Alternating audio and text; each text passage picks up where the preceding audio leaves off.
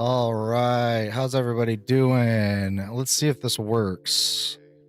I'm going to try a little bit of a different way of doing this.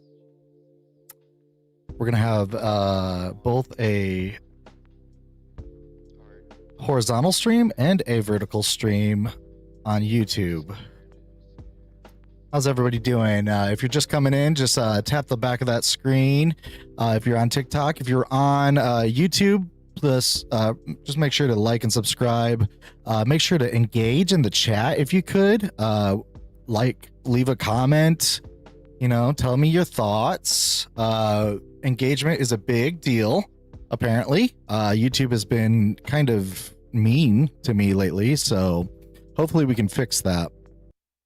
How's everybody up to? Or how's everybody up to? I don't know. It's been a long day, guys. It's Monday. Trying to just have a good little discussion on whether or not you are happy with how the things are going on the sides of politics and religion, current events, really, anything that is bothering you, or maybe that you are happy with. I would like to hear about it.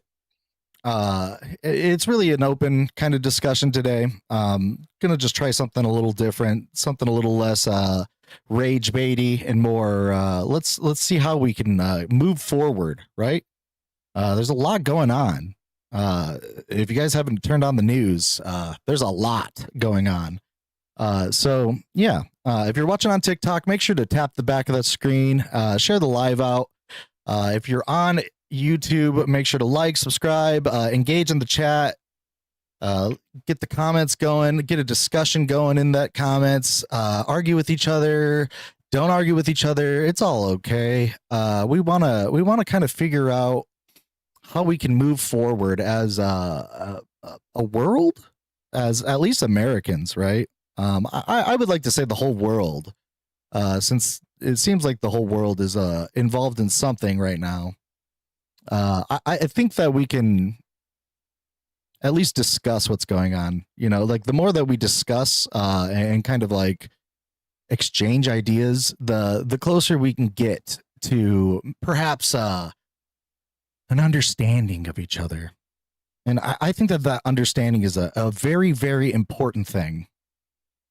So yeah, let me know what you think. If you are happy with the way that things are going, you can join up by clicking the little pink and blue guy here to request up, and I can get you on as a guest on TikTok.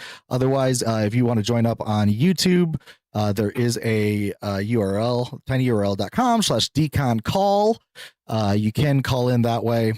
Let me turn off my little TikTok guest thingy. All right.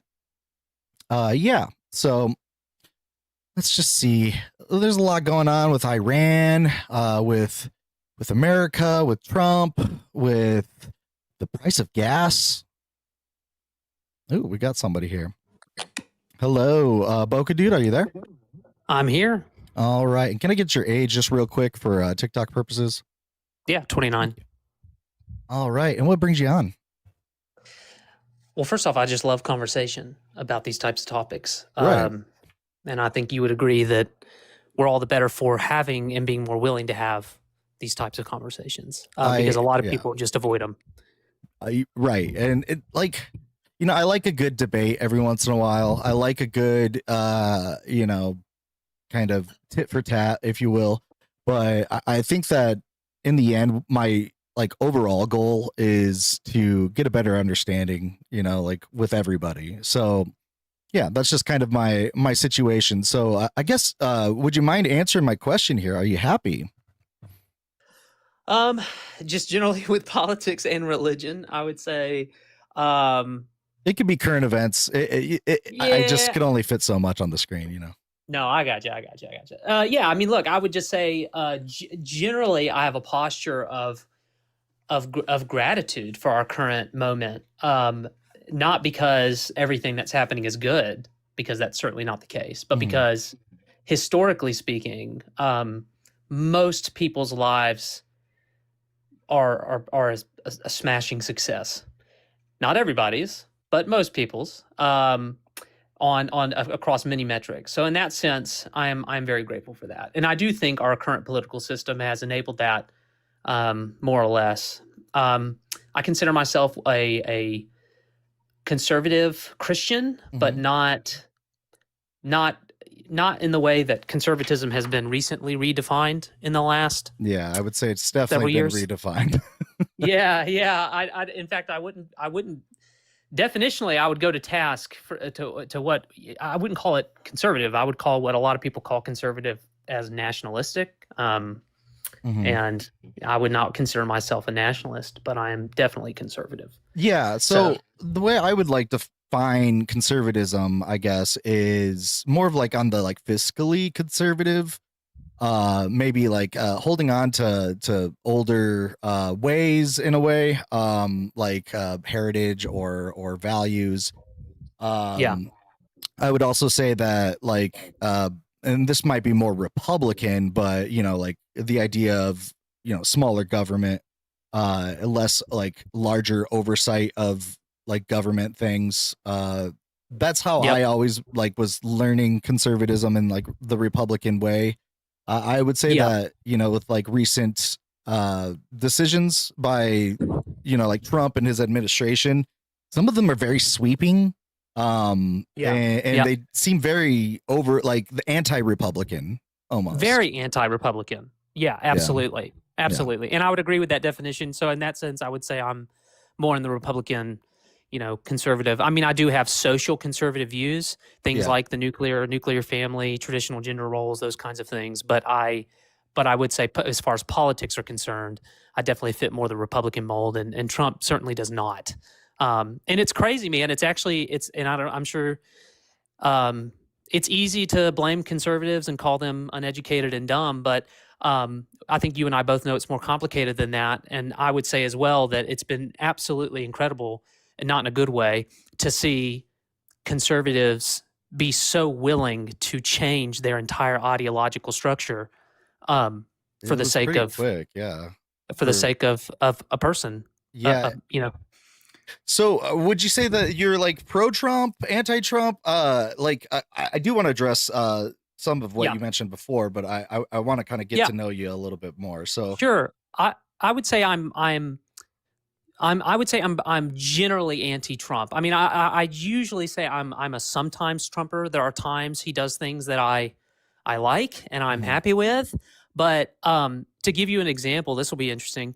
I didn't vote for him the first time mhm, because I didn't feel like I had any kind of basis to trust the types of things he was claiming. I was generally happy with his performance as president. So I voted for him the second time, mhm. and then I didn't vote for him the third time because I believe he made too many compromising errors, especially as it relates to his handling of January 6th, his overall expansion of executive power, his complete what seems to me to be disregard for Constitution. And so I just felt like he crossed too many lines. So I'm in a bit of a unique case where I was, Yeah, yeah, interesting. I, yeah, I I would hope that most people would kind of fall into that case, like after seeing, like especially after January 6th. That's why it was such a yeah, surprise to me when when he won, you know, in 2024. yeah, Like a lot of people are like, oh, why is it such a big surprise? You know, Kamala was you know, like an idiot or whatever they want to say, and it's like really, I didn't hear that. I didn't really like get the whole, you know, like she's an idiot or like she's a drunk or anything like that. It was more so like the guy that was running against her like literally helped like stage a coup like on yeah, the federal government and do like a stop the peaceful transfer of power uh when yeah, it came to 2021, like passing on to Biden. Like that's something we had never seen before. And I get that, like, you know, memories of, you know, like Americans as a whole, it seems to be pretty short. So maybe they just like kind of forgot, but I didn't. I mean, like when all that was going on, like I was like my eyes were glued to the screen. I was just like I absolutely. couldn't believe what I was seeing. And Yeah, yeah, and it me was too. shocking. And then, you know, like I felt that like same type of like reaction even from like Republicans at the time. You know, like Mitch McConnell was saying like this is reprehensible. Even like Jim Jordan and all kinds of people were standing up, and they were like, you know, they had just been afraid for their own lives, and they were like, yeah, this is messed up. But then shortly after, they turned like 180s, like completely, and they were, you know, not really willing to go through with the impeachment and removal from office kind of stuff. Maybe it was fatigue from the previous impeachment. I don't know, but honestly, like if there were ever like an impeachable offense, like beyond like perhaps like if there's anything that comes out of like the Epstein stuff, that would have been it. You know, like I thought that would have been it, but it didn't stop anything. And then after that, I was just kind of jaded. You know, it was like the disillusionment just like came over me. And I don't really find the claim that people have Trump derangement syndrome to be really compelling or interesting, especially given the fact that what people have for Trump is something approximately odd, which is a he can do no wrong type blinder. And so at the end of the day, you know, again, I consider myself a very disillusioned conservative. I'm not less conservative. I've not actually changed my fundamental views about government, society, economics, or anything in over a decade. None of that's changed at all. But if you ask certain people in my family who are these sort of always Trumper types, these nationalistic types, they would say that I've sort of slipped to the left. Oh yeah, you're a rhino, right? Yeah, like, which is just absolutely, you know, bananas, you know, because I supported, you know, Nikki Haley in the primaries. I was some sort of, you know, wolf in sheep's clothing.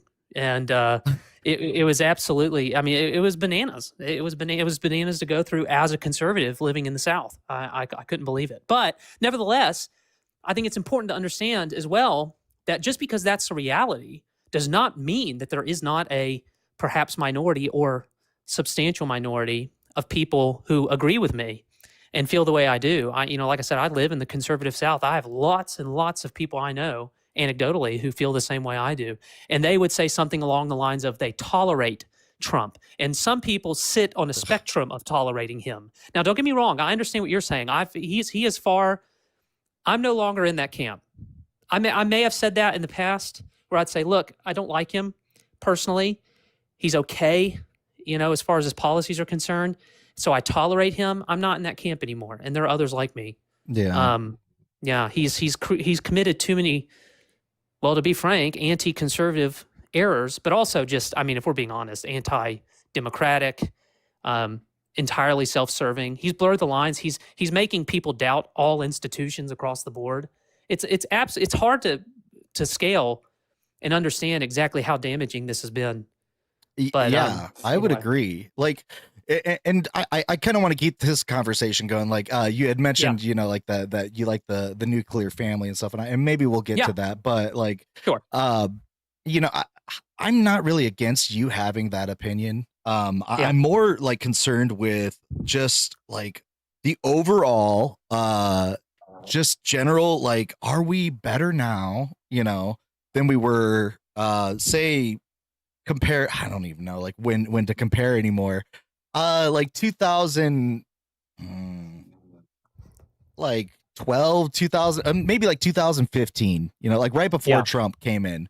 I think like things were all right around then. You know, like I'm trying to think if 2015 was a bad time for anybody, like overall, as far as rights go. I think that we made a lot of interesting changes, like same-sex marriage got like passed through Supreme Court decisions.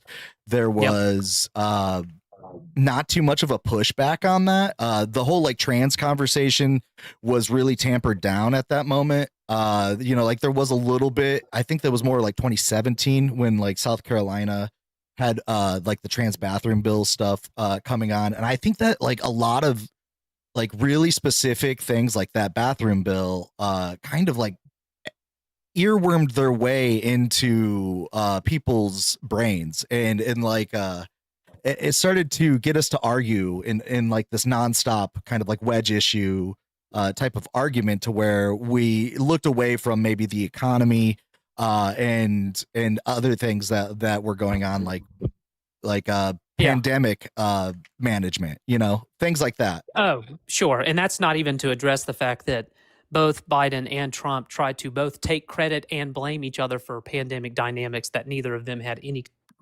even a little bit of control over. But nevertheless, your point is interesting.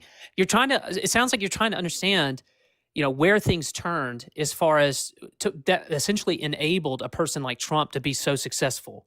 And it seems to me like your argument is that some of the conversations that we were having as a society around specific bills and social movements around the 2015 time seemed to be perhaps a catalyst. I would probably actually push that back further. You think? I would. Yeah, I would. I would actually go back and it's godless. Sorry. Saying things. I would go back to say, really, things seem to signal quite a different move around Obama's second term. And I'm not trying to blame Obama for this. I'm just trying to give you a historical marker. No, this is interesting. Keep going.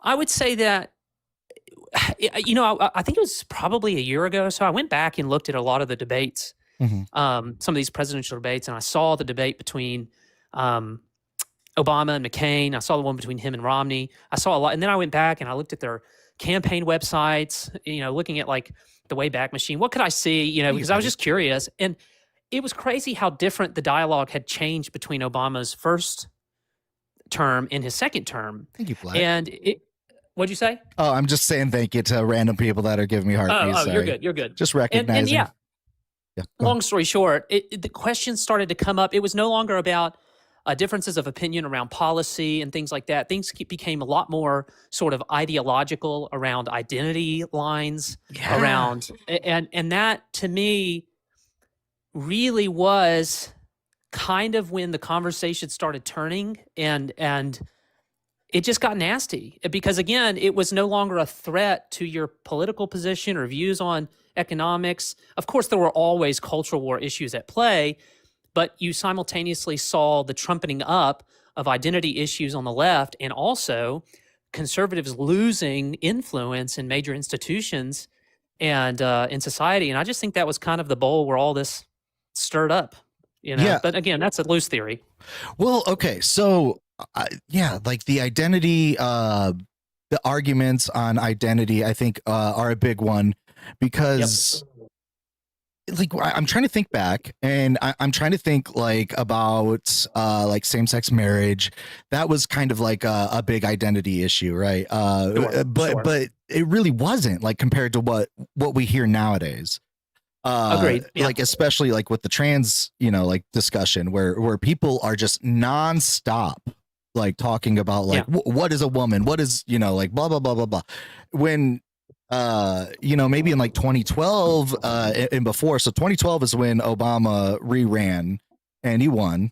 And there was the healthcare, the Obamacare that kind of came up. And I think that was like a really big issue. And I think that was an important issue to be like really into, right? Like, so when did Obamacare begin? I got to look that up. Like the ACA, when did it begin? Because I know that Trump, I don't know when it passed. It was 2010. Wow.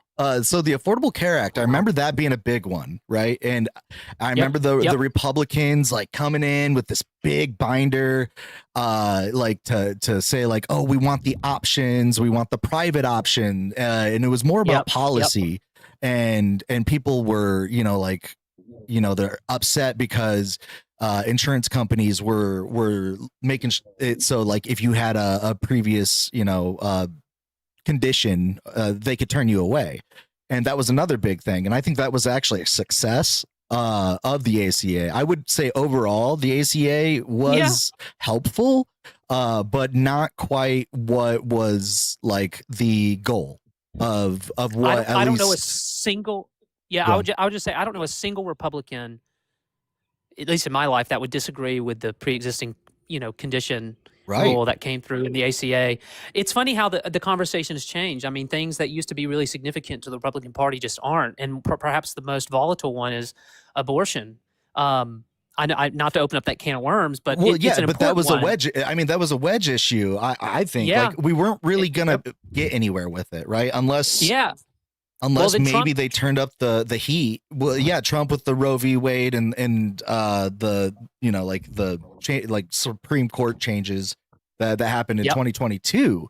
But like before then, it was kind of this, like it was just a back and forth. It was maybe keeping people busy, so they could do like random drone strikes or what have yous, Yeah. to I don't know, line their pockets or set things up for oil prices or whatever their goal was.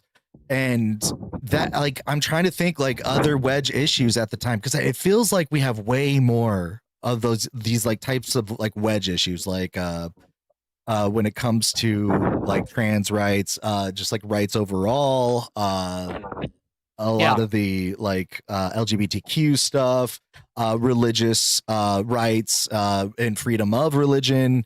We have a lot of these like, identity politics, like you're saying, and then we weren't like listening too much on policy. We were discussing healthcare around 2010, and then Yep.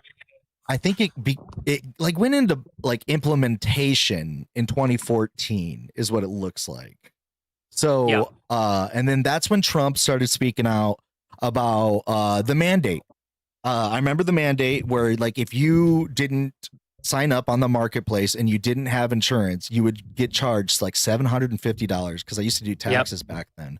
And I actually, as like a Democrat at the time, was against that. Like, I was like, why should anybody be forced to pay for insurance and like have these huge deductibles? Like, that doesn't really seem American to me. Like you should be able to choose whether or not like you have insurance. You shouldn't be forced to have insurance. Well, and again, it was all about punishing his enemies. Mhm. And I think that Trump is, if we're being honest, I mean, I would even go so far to say he's not even nationalistic, because that would if you want my sort of hot take, is I would say that Trump isn't even a good nationalist, because that assumes that you have some firmed idea of what a nation is, and he doesn't. He is all about consolidation of his own influence and power. Now, you could redefine a nation as whatever Trump wants, but the reality is that that actually, by the way, gets closer to sort of mixed forms of authoritarianism. And Right. again, I don't like the left's constant attack on the right, that anything that shifts, moves, and breathes beyond the left is fascism. But we have to call fascism what it is, and it is I a respect consolidation that of power. take. Yeah, you know what I I mean? really Okay. respect that take, because like, and I think there's like a level of hyperbolic rhetoric that the left will take, and even the right, where they'll say like, oh, like the right is being fascist, they're being Schnazis and things, and like certain things do reflect that, and like as a historian, like the ICE, like putting a bunch of like a secret army going door to door. Like immigration, I think, is a policy issue that could be bipartisan, right? And we've turned it. I'd agree. Yeah, and we've turned it into this like tool almost to like push this weird, and I feel like Stephen Miller's behind a lot of it. Like secret police, like recruiting people without like proper training, and it's just like a mess, right? And Yeah, I well, and think, it's also a litmus test, yeah, if you're it's even, like, how far can we take it? Yeah, that's right. And if you're even remotely okay with enforcing immigration, you're labeled a fascist lover of the secret police, and then vice versa, same thing. If you question the lengths at which ICE has gone to enforce this mandate without any kind of oversight, like, that's you're scary. called a liberal, you're called a bleeding heart liberal. It's absolutely ridiculous, and I think you and I agree on that. But and I'm very proud of like who spoke up, especially like if you watch the the Kristi Noem stuff, which Yeah. I mean, I have thoughts on that too. Like, we could maybe save that for next, but like, like I'm very proud of like people like Tillis, and Kennedy, Yeah. even like I saw him.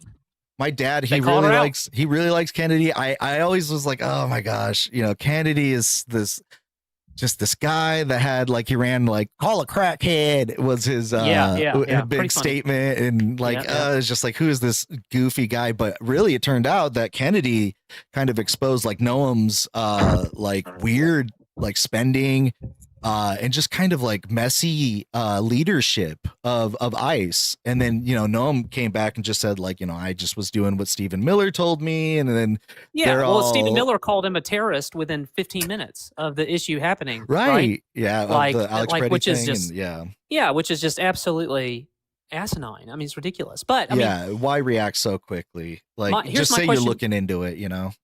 Well, here's my question for you is, has this drift, this transformation that's happened on the right, how is it? I mean, I think if you and I were to lay out our views, me, you know, you being more on the left, me on the right, we were to lay out our views, so there'd probably be quite a bit of difference of opinion. But I'm curious, have you changed now seeing what could happen on the right? What are you willing to tolerate as it relates to what's now has it changed what's acceptable to you on the right since the advent of Trump? I'm curious. So like, and I would have to preface this answer on how I felt like pre-Trump, and even like first admin Trump, right?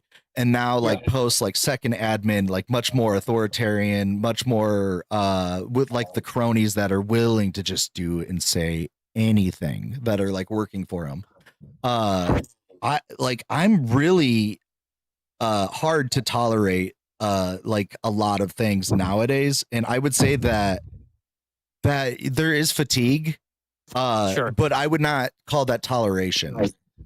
I think that like that flooding the zone that they're doing is a more reflective of like a fatigue that I'm feeling of you know, like just so much, like every single day is like a new thing. Like we're attacking Iran the day before, like Epstein's talking about like Trump's in there, and there's like they were protecting files, and then the day before Hillary Clinton and Bill Clinton are talking about the files, and like they're having good clips, there's bad clips, there's Nancy Mace, and there's aliens, and then it's just like so much that I'm just feeling the fatigue, and I'm sure that that's a big part of the plan. Now, before, I think I was more tolerant, but I also think that people were less like vocal, I guess. Like, I think the trans bathroom thing was kind of a turning point when it came to like tolerance and what we were going to allow, you know, ourselves to like kind of be like, okay, you know, like these people have opinions. And I think like when there's a difference between opinion and then just like whether or not somebody should have like rights. And like, it's not necessarily like the bathroom thing. I think there's multiple ways that issue could be approached. I don't really think it's the biggest issue, especially right now, to even like really be discussing, even like immigration so much. Like, I know that a lot of people feel very strongly about immigration. Personally, I've not been like ever really affected by illegal immigrants in any like certain like specific way. I know that a lot of people, and as a historian, I've recognized, you know, like patterns of, you know, common enemies, you know, like you want to blame the other, you want to blame, you know, like at one point they were blaming the Greeks, you know, that were coming into towns and they were having riots, and they were saying like, they're taking all of our jobs, they're taking our houses, the housing prices are going up. And it was very similar to like what we're hearing with like immigration right now. And now it just seems like a lot more vitriol is going on, like where you can't just have an opinion and like express it. It's like you have to take like a full-fledged stance, and I'm not necessarily against that. I like people that stand like 10 toes down. I don't really care for like the Democrats that are in power right now. Yeah. because they're very like, where are they? You know, like I don't know where the hell they are. Like AOC and Bernie Sanders, I kind of know where they stand, but when it comes to like other kind of like Cory Booker or what's his face, old guy, I can't think of his name, uh, but like even Schiff, like at certain times Pelosi, like they kind of just sat in this like kind of middle ground where it's like, oh well, if it's me, yeah, Schumer, thank you, old song. This like middle ground of like, well, we'll see how things kind of shake out, and it's like, no, I kind of want you to take a stand. If they're going to take a stand on things, we need to take a stand on things. And I'm not really even at this point now like relating myself to the Democratic Party to where I've like given up that label almost, where it's like I don't feel represented. I don't feel like that even they're doing very much. Like government shutdowns are flipping at the like snap of a finger. People are, you know, at first they're starting to like stand 10 toes down, and then they like, oh well, let's just, you know, let's give it up and let's move on. And it's like, well, we're not really in that type of world anymore. I feel like maybe. Well, it's also because the Republican Party are ruthless. Yeah. The establishment are ruthless. I mean, I'm not saying I don't blame these middle sitter Democrats. I'm just saying that the climate has changed. Principles. The climate has changed completely to where you can't that's why, do that, really. Well, and that's why I don't even call myself a Republican, because Trump has reestablished the Republican Party in his image. He's replacing RNC chairs. He's already lining up his line of succession. I mean, it's absolutely insane. I feel politically homeless as well. But yeah, so that's wild. So like we're finding this like almost like common ground in this like lack of a political anchor almost. You know, like I still know where my values are, I guess. And I would say like maybe closer to like a progressive, right? And even maybe even so like a Teddy Roosevelt progressive, where it's not just, you know, like I want socialism and all these things. Like I think that like a lot of the big like the New Deal stuff was cool, and that was, you know, not Teddy but Franklin, but still like a lot of the like national parks, setting things up like that. I thought that was like really cool, and we created highways and we were just doing all kinds of cool stuff.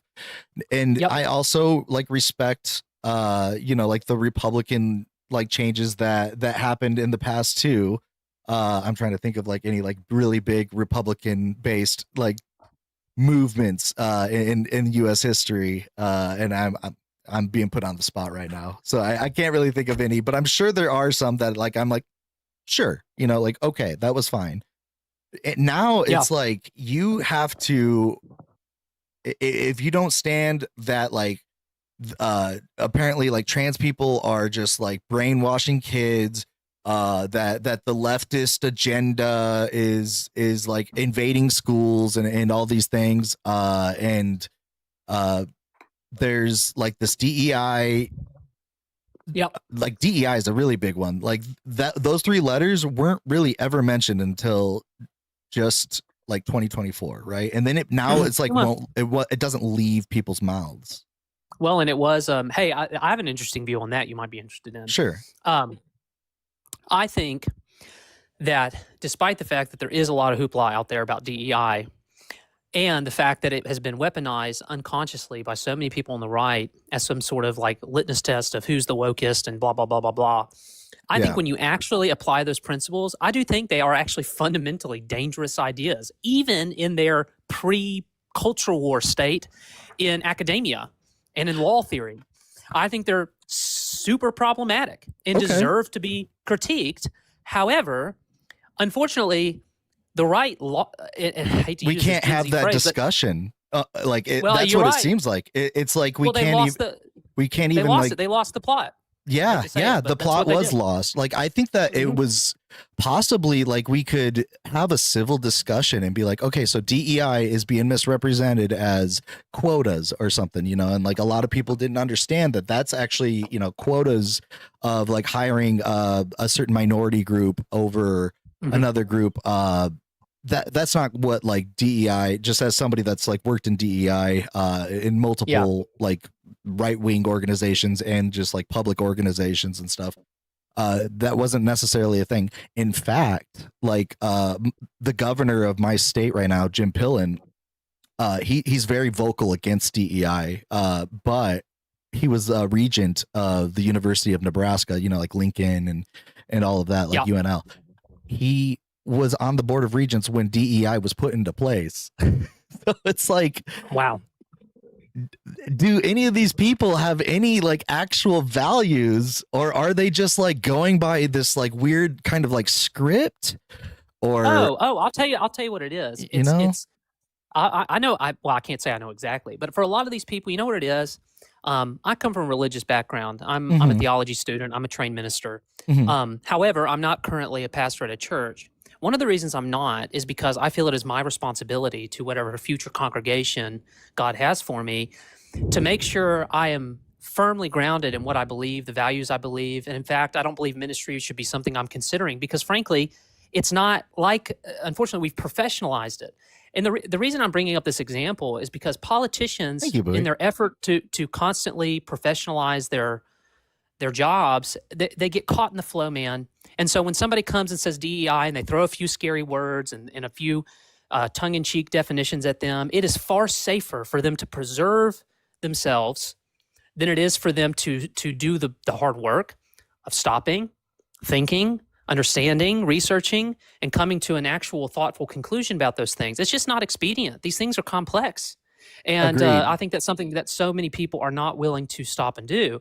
And that's ultimately why I think we have a lot of people, and this is a separate issue, but I think there's why we have a lot of people who are leaders in churches who shouldn't be.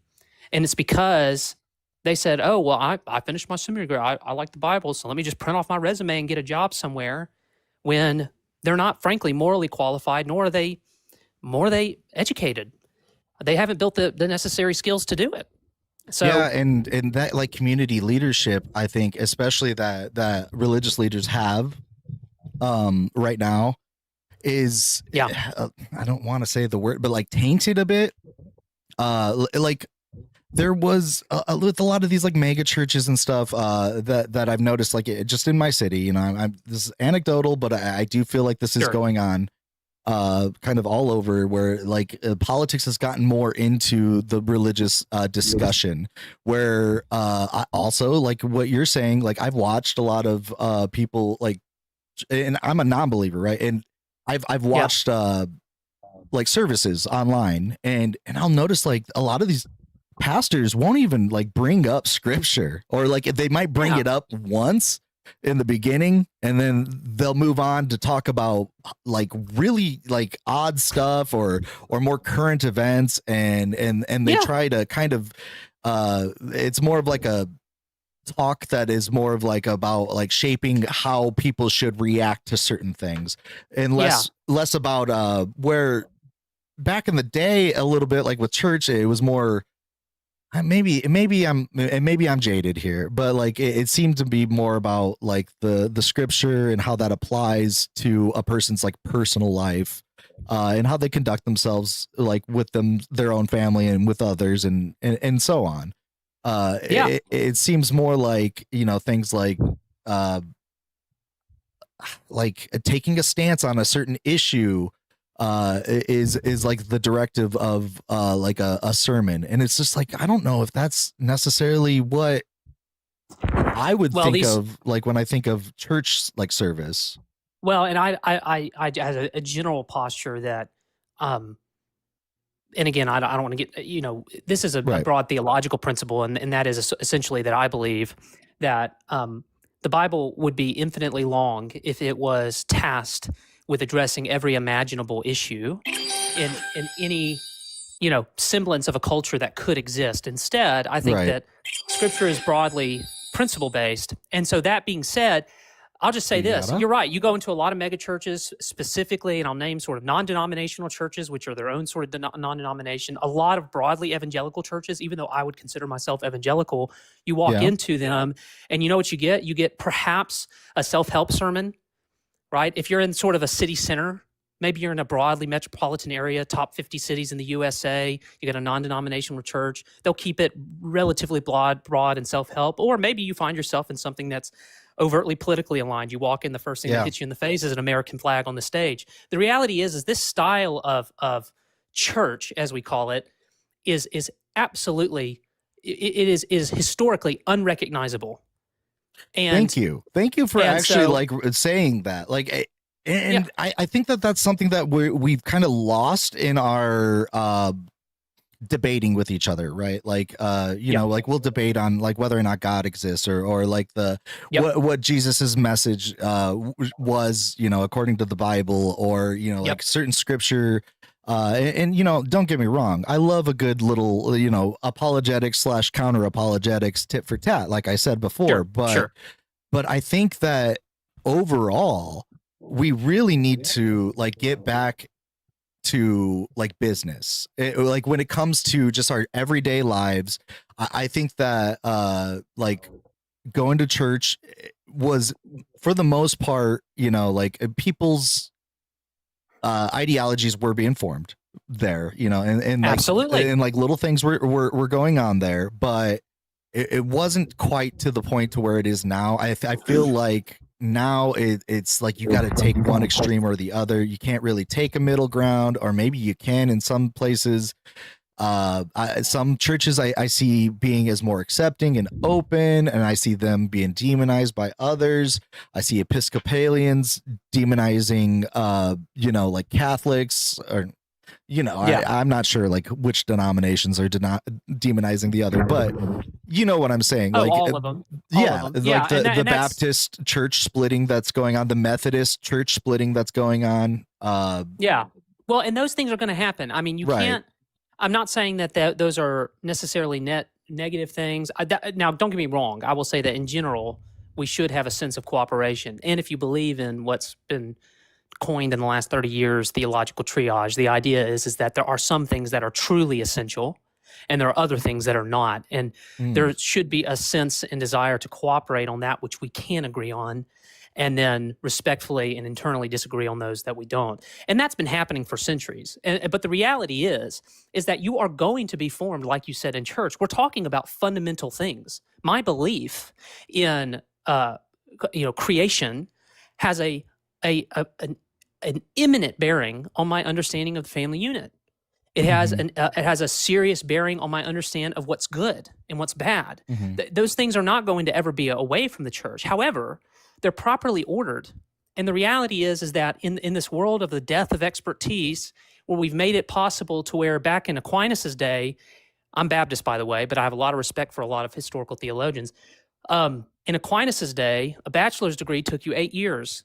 Mhm. And that didn't even remotely include the type of investment that it took for you to actually do your types of apprenticeships and stuff like that. I mean, the reality is that I'm not trying to say that we should only let the smart people in. I'm not trying to say that, and nor am I Right. trying to say that education. Oh, you cut out a little bit. So I wanted to stop you just in case I can't hear you. I don't know what just happened. If you got a call or chat, can you hear him? I can't hear guest. Dang, we were having a good conversation here. Guest, are you there? Oh, did you mute? Anyway, I think you might have accidentally uh-oh. muted or something. Okay, can you hear me now? Yeah, you were on a Hello? roll Okay. there, and I was kind of getting into Sorry. it. Yeah, well, I'll just, the last sentence I said was that people now think that the only thing that qualifies them to become an expert and or a leader in their community or in a political circle is charisma. Yeah. And the reality and the reality is that's not it. These are very, I think, if you want me to be honest, I know it's against kind of the grain. People complain about how old people are in politics. They also complain about how old people are in ministry. I want politics and ministry to be old and boring again, because at least You know what? Okay, yeah, maybe not so much old, but like I yeah, definitely want well, it to be boring. I want it to be yeah, boring. yeah. Like when it comes to politics, more so. Like maybe even a little bit Oh, religion. absolutely. I think that like when politics is boring, you know, it's kind of like that old adage or whatever they say. Like, you know, when you're doing things right, you don't notice, right? Like so So you kind of pay attention to, more like banal things, like, or not really banal, but like vapid things, like reality TV. Like Survivor was a big deal. It seemed like when, like there was a Bush and everything going on. But overall, I think Americans had a sense that like, okay, we've got control, right? Like we don't have to keep our finger on the pulse of the like political like heartbeat, or like, Oh yeah, yeah. It wasn't about the news cycle. right? Yeah. And like now it's just like you can't get away from it. And even so with like religion, I think that like it being boring was like in a sense a kind of like a grounding for people. Like you go to church, it doesn't really change too much. You don't, there's not one day you just go into church and then all of a sudden you're like, do I even recognize this place? Or like or Yeah, what's well, being said. And we're not trying to manufacture emotions. right. Yeah, those kinds of things. Well, and also I'll say too that, especially as it relates to religion, again, you and I are going to disagree on this, but the reality is that I know that best case scenario for secular humanists is that religion just go back to its tidy little corner, make people feel good about themselves. They just stay and be nice neighbors, give to charity, call it a day.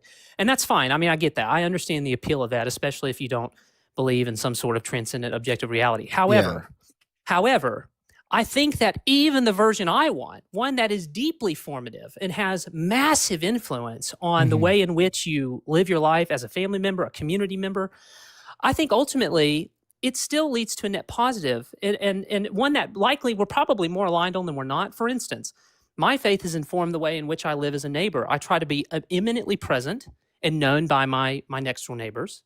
Whether I'm in an apartment or as of right now renting a house. Right. I try to be involved in my community. And again, I'm not going on some sort of like trip about how great I am. I've got plenty of flaws. Please don't get me wrong. Understood. Yeah. But what I'm trying to paint here is that the way I want to like lead this conversation anyways. So go on. What I'm trying to say is that my beliefs have led me to be conscious and active in ways that are not overtly caught up in the news cycle and the latest cultural issue. I would like to think that my faith and belief has me grounded in something that's going to last lots of these cycles. And the reality is that we've lost that sense. Everything's so occasional. And then in politics, and you might find this funny. I used to really like Ted Cruz. I know he's he's a goober now, okay? Yeah. I'm thinking back to like 2009. Every time that weirdo got on screen and talked, it would put you to sleep. He was talking about this tax code and that tax bill and what he sponsored and what he didn't sponsor and how he kind of liked this one and didn't like that one. And the guy was an absolute snooze, but at least he was consistent. Right. And he was trying to make, again, politics boring. It was like math. He's like, just like your like, for instance, we should stop making football coaches freaking politicians. They're football coaches, okay? You don't want your blacksmith to all of a sudden decide he wants to be an accountant one day and think that his blacksmithing is going to make him a good accountant, okay? It's just not. Agreed. So the reality is that I want politicians to be nerds about governance, nerds about tax laws and stuff like that. It's scary because I think this like ideological takeover that has kind of gone on with politics. And in the subsequent, like, culling of like civil servants, just as a civil servant myself, like I take my job very seriously. Like when it comes to like finances, and I'm like an accountant and financial analyst for a research hospital. I won't go too far into it, but I take my job very seriously. And I was just reading an article again about the like way that the auditor has been handling the state of Nebraska and how well the auditor has been doing. But now Nebraska has just come up with like another 140 million in a deficit. And they started like mentioning like, oh, but due to bad math, it might be actually like 120 million. And it's like, wait, what? Bad math? Like that doesn't make any sense to me. Like I'm quadruple checking all my numbers. If they're going to get published and my name's going to be put on it, I'm looking at everything like 4 times over, and I'm making sure up until the minute I submit that everything's adding up. And it doesn't seem to be that way. It's more like we have ideologues and stuff that are not so much worried about the actual like functions themselves, but rather like passing or furthering maybe an ideology or agenda or something else. And that is scary to me because we're going to end up bankrupting ourselves or something, you know, like in one form or another. You know, it doesn't have to all just be about money. It could be, like you said, you know, like why would you have like a TV show host, you know, like trying to set the appropriations committee or like ethics and rules for something new, you know, like some new program that they just created. Why would you want somebody that has no experience in this stuff in charge of all of it? I mean, and I think we've seen that with Kristi Noem, you know, like with how she handled the whole immigration thing. And and I'm not saying that this is something that is new. I believe that we've had this in the past with other just, you know, like maybe badly placed positions, but like it's a very good example of what happens when, you know, you take a crony and you put them in a position that they may not have any like experience in. I mean, she's from South Dakota. I know that South Dakota, she worked with like FEMA and stuff. South Dakota has a lot of tornadoes. There was a lot of flooding. I'm originally from South Dakota, and right before she got the position, she actually flooded a whole community of people that normally would vote for her, destroyed all of their houses. And it was in an effort to divert the water damage from an industry area in my hometown. So basically she just like rerouted this flood and just like destroyed all of these people's homes.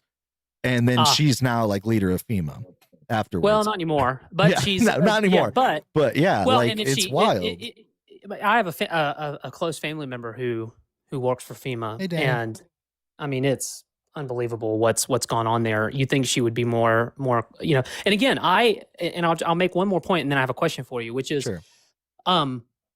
You would, as somebody who was generally pro a tightening of the federal workforce, I live in a federal town. I'll just say that, and I know the kind of work a lot of federal workers do, and it's honestly unbelievable. It's unnecessarily complex. It deserves serious auditing, and I was very, very pro a tightening and reduction in the federal workforce. But the hatchet job we got, all that really left us with was a less knowledgeable workforce because the more sensible people left with their PhDs and they're like, so I'm out of here. I'm going to the private sector. I have great experience. I have a resume. I have no reason to stick around and take like pay cuts or, you know, over regulation or deregulation to where like that's just going to make their jobs harder. Yeah. Well, and I was even willing to stomach it because I knew that at the end of the day, it would lead to more traditional conservative values, fiscal conservative values of a leaner government, and yet to see all that undone by the big beautiful bill, to see all that undone plus some by Trump's just talk about valueless governance. But okay, the question I have for you, is. You know, I'm conservative. We've kind of, even though I know there's lots of disagreements, we've kind of come to, this is all crazy. We're politically homeless. Yada yada. We can expect you. What's something I want to before I go, because I can't stay on a ton longer. I want to disagree with you on something. What can we disagree on? Because I know there's plenty. But is there anything I said that you're like, I wanted to press in on that? Well, like, honestly, I am like when it comes to like the nuclear family and your support of that, I'm really not against your support of that. Really, like I think that you might be wrong. That like the nuclear family has to be a certain way in order to like further society, and we could get into like, you know, like the same old you know, kind of debate topics where it's like, oh, there's the whole natural like in order to have kids and stuff, and then I could go back and say, well, is it really so much gay people and trans people that are preventing people from reproducing, or is it maybe the economy or something like that? So I want to see if I can like come up with something that I like really just like don't agree with you on, because a lot of what you said I find refreshing in a way, because I think a lot of people okay, so like even your religious views, and I'm sorry, I'm kind of kissing your ass a little bit, but don't take it too much. I won't. But you obviously have shown some critical thinking into your like religious like, you know, like how you take religion and your religion and how it affects yourself and your family. And I think that is more of the bigger issue, is people that are just running with it. And I think that okay, here's where I think that I could maybe disagree with you. I think that like when it comes to religion, if it must like go on, and I'm fine with that, I don't think it should be boring. I think that it should promote more critical thinking. I don't know if you're going to disagree with me on this, but like, all right, go ahead. I think that critical thinking is a very big thing. So I think it should be less boring and more engaging, as far as like the scripture and stuff. Like what I notice is that a lot of Christians that I talk to, you know, like atheists will run circles around them when it comes to like quoting scripture and like just overall just like kind of like knowledge of what is in the Bible. Like I know the story of Samson. I know like the story of like what's going on in Judges. I know what's going on from Genesis to Exodus to Numbers to, you know, everything Old Testament, and then even into the Gospels. Like I know everything that's going on there too, like the establishing of like what they're trying to do by saying like, okay, these are prophecies, these are how Jesus fulfilled those prophecies, these are what was going on at the time with the Pharisees, and this is how Jesus didn't agree with that, and why he didn't agree with that and everything. I get a lot of people that'll come up and they just have no clue. Like they have no idea. They'll be able to rattle off John 3:16 and act like that's some sort of accomplishment.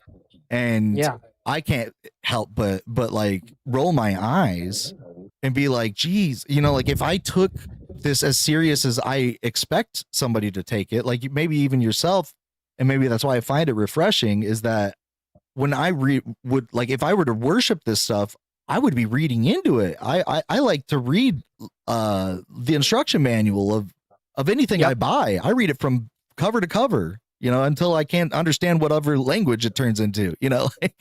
So well, I think you have tapped into a deeper cultural issue, not a religious issue. Yeah, and maybe that's what it is. Well, and to me, it is. I call it. Thank you, Bevan. You know, the word would be, you know, teleology means sort of aims. Right. You know, what are the aims of things? I would say that we have de-teleologized our consumption of information. And what I mean by that is that it used to be that when you opened up your Bible, when you opened up your computer, when you opened up your phone, you had a goal. You had something you were trying to do. Mm-hmm. But now, in that system, the person is in charge of the program. But now, in our world of social media feeds, fingertip, you know, information at our fingertips, especially in the age of AI, now the program is controlling the person. And so in some sense, I think that it's a broader cultural phenomenon that has led us to not think. Usually the reason atheists can walk circles around maybe a lay religious person in the United States, again, I think that's very little bearing on actual religion, at least the history of religion. I would say that it is unique because for someone to call themselves an atheist, they have to actually get over the cultural expectation that you are a cultural Christian. And so in order to do that, you have employed a goal in your searching, whereas people who grew up in the church and maybe aren't thinking and have been sort of trained that everything is curated, stimulated for you, there's no reason for them to do that. But I don't think that's a flaw of religion. Okay. I think that's a unique cultural moment we live in, and I certainly don't think it has an analog all the way through Christianity. You might be right on that, you know, and like I think that. I think we are like hitting on something with that, like a little bit, like where it's this kind of goal oriented type of studying, right? And like Bible study classes, like I know people that have gone to Bible studies for decades and decades and decades. And they don't know anything. Yeah, and they don't know. Yeah. They don't, and it's just like, what is going on? Are you guys just reading the same stuff? Have you looked at the books they use? They're so many times removed from the actual Bible. When you Yeah. simmer it down, there's very little Bible left. You know, I teach Sunday school at my class. It's not Mhm. separated by gender or age. Anybody can sign up to it. And we do book studies and we go verse by verse. And the whole goal of it is to empower the parishioner, the person coming to the class, to be able to open up their Bible and know and speak and search competently in the English Bibles they have in front of them. Now, I'm not saying that it always works out. You know, sometimes maybe a little bit of my views bleed in there, you know, Sure. but I try very hard It's to. almost unavoidable, in a way. Yeah, So, it absolutely is unavoidable. We all live in communities, you know? right. And so the reality is that all of that shapes how we communicate and what we believe. But anyway, I'll say all that to say that, yeah, again, this is a broader cultural phenomenon. I think you are seeing in some of the early data that's coming out with some of the generational changes and the ways in which we're consuming media and sort of re-enchanting religion. I think that you're not going to see religion continue its precipitous decline, because I think people are realizing a bit of how it used to function in the life of the person. And it was not this thin. It just wasn't. It had a thicker role to play in your life. Okay. And maybe I said boring earlier, and I didn't really mean it that way. Yeah. But, you know, it has to have, you know, for instance, I want my faith to affect the way I speak to my children. I have 3 kids. Every night when we go to bed, I read them a short Bible story. Mhm. I explain it to them. I let them ask questions. At no point in my life, some people on the left, especially atheists, say that what I'm doing is indoctrination. Well, of course I'm indoctrinating them, but that doesn't mean that I'm not too dense to think that they don't get to make their own choice and that I have to give them space to make that choice. But for me to not tell them what I think is the right view of the world would be to abdicate my fundamental responsibility as a parent. Okay. So no, go ahead. Well, like, you know what? One of my favorite shows, and it's kind of corny, but it was Seventh Heaven. And even though the actor that played the dad was awful, in real life, but I really enjoyed the way that the kids kind of were, and everything was navigated in that show. They were able to make mistakes. It wasn't so much centered on you have to do things this way or it's the highway kind of thing. They were able to express their own personal views, and then kind of leave it up to their kids to kind of decide what they wanted to do after that. And that's how my parents raised me. And overall, maybe it kind of started off as this edgy, I wasn't really a believer from a very young age. So I was kind of edgy and was devil gets a big rise out of people. And maybe if I act like I'm worshiping the devil, it makes people whoa, don't say that. It's like saying a naughty word or something. But, the more I've read into the Jewish faith and even some of the ways that they seriously took what they were talking about, like Aquinas and at all, they weren't just running with it. They really sat down and they were holy moly, we need to figure some of this stuff out and how this is all gonna shake out for us, and are we going in the right direction, are we not? So I think that you're right, and I don't think that in itself is indoctrination. I think that indoctrination is more so you have to think this way, you can't think any other way. If your child were to come out as gay to you, just from talking to you, I would hope that you would have more of an open response to it, instead of just bringing out a scripture saying no, this is a sin and you have to suppress that or pray it away, because it just empirically that doesn't work. No, it doesn't work. And also and while I do think it's a sin, that doesn't mean that I would look at, for instance, am I going to sit there and tell you, oh, well, you're not really having these feelings. You're just lying to yourself. This is all for attention. Mm-hmm. This is all for, absolutely not. I believe in the power of lived experience. However, I know you like me saying that, but let me complete the thought. I do believe in the power of lived experience. However, I don't think experience is authoritative. And that's one of the fundamental differences I have with a lot of people on the left, is that while I do appreciate the way in which experience and the things we experience, whether it be our passions, our emotions, whether it be our unique personality traits, I think all of these things come to bear on us, and they're very, very useful, and they're very, very helpful, and I think God-given. However, I don't always think that they have the final say. And if I was to have a conversation with my child, it would say, you get to choose. It's your choice. And nothing you say has any bearing on how much I love you, how much I consider you my son.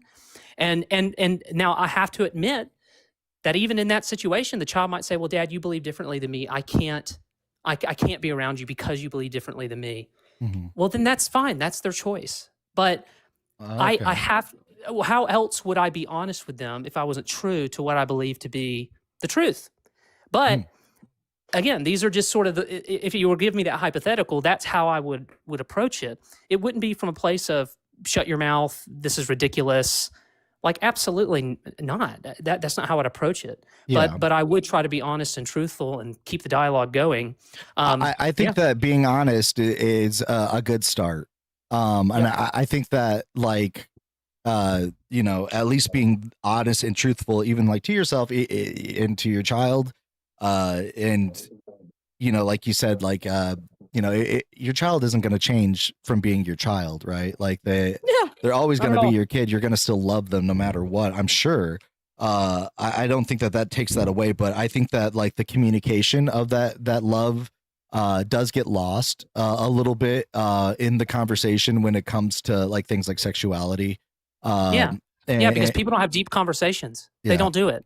And that's why when you come home and you ask your dad, do you love me? He's going to look at you up from his newspaper and give you the weirdest look in the world. It's because we don't have deep conversations as families. I think that's one of the great issues we have in our day and age, is that we're so ate up with the busyness of work, full schedules, endless spectacles to look at. Yeah.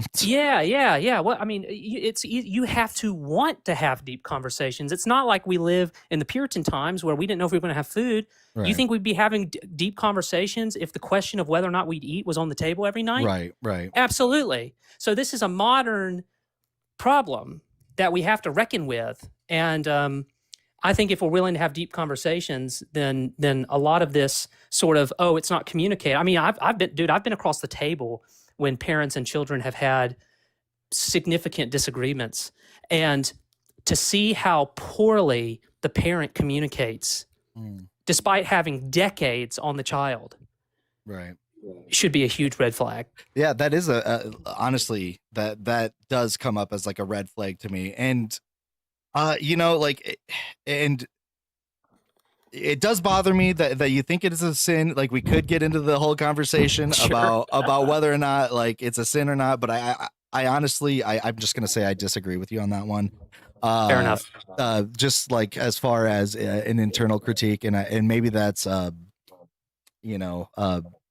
of heady of me or whatever to like tell somebody else that like sincerely takes the religion seriously, as myself being just like somebody who's like, I'm not really a believer, but here's how your like thing is reading to me. But in the end, I think that it does come down to this, like, kind of more of a seeing people eye to eye, really opening up and allowing themselves to have the hard conversations, like you're saying, and to really get down and, like, dirty in these conversations, not allowing yourself to get overly stubborn or upset, and to really say, like, whether or not you're happy with things, and like, if you're not happy, then to speak out, and to make it safe for those around you to feel like they can tell you, I'm not happy. I think that's a good start. I agree. Well, and I'll let it. It's been a great conversation. Thank you for having this venue for people to talk. Yeah. And I appreciate it. I hope it continues, and maybe one day I'll hop back on. But sure. Great talking to you, Benny. Wish you the best. Yeah, you too. Thank you. All right, everybody. I got an empty box here. If you're on YouTube and you want to talk, you can type in this tinyurl.com/deconcall. What we're trying to do today is kind of just discuss, like, are you happy with the way things are going right now? Obviously, myself and the guest just before, we fundamentally don't agree on a lot of things, I would say. But one thing that we can agree on is the world is just wild right now.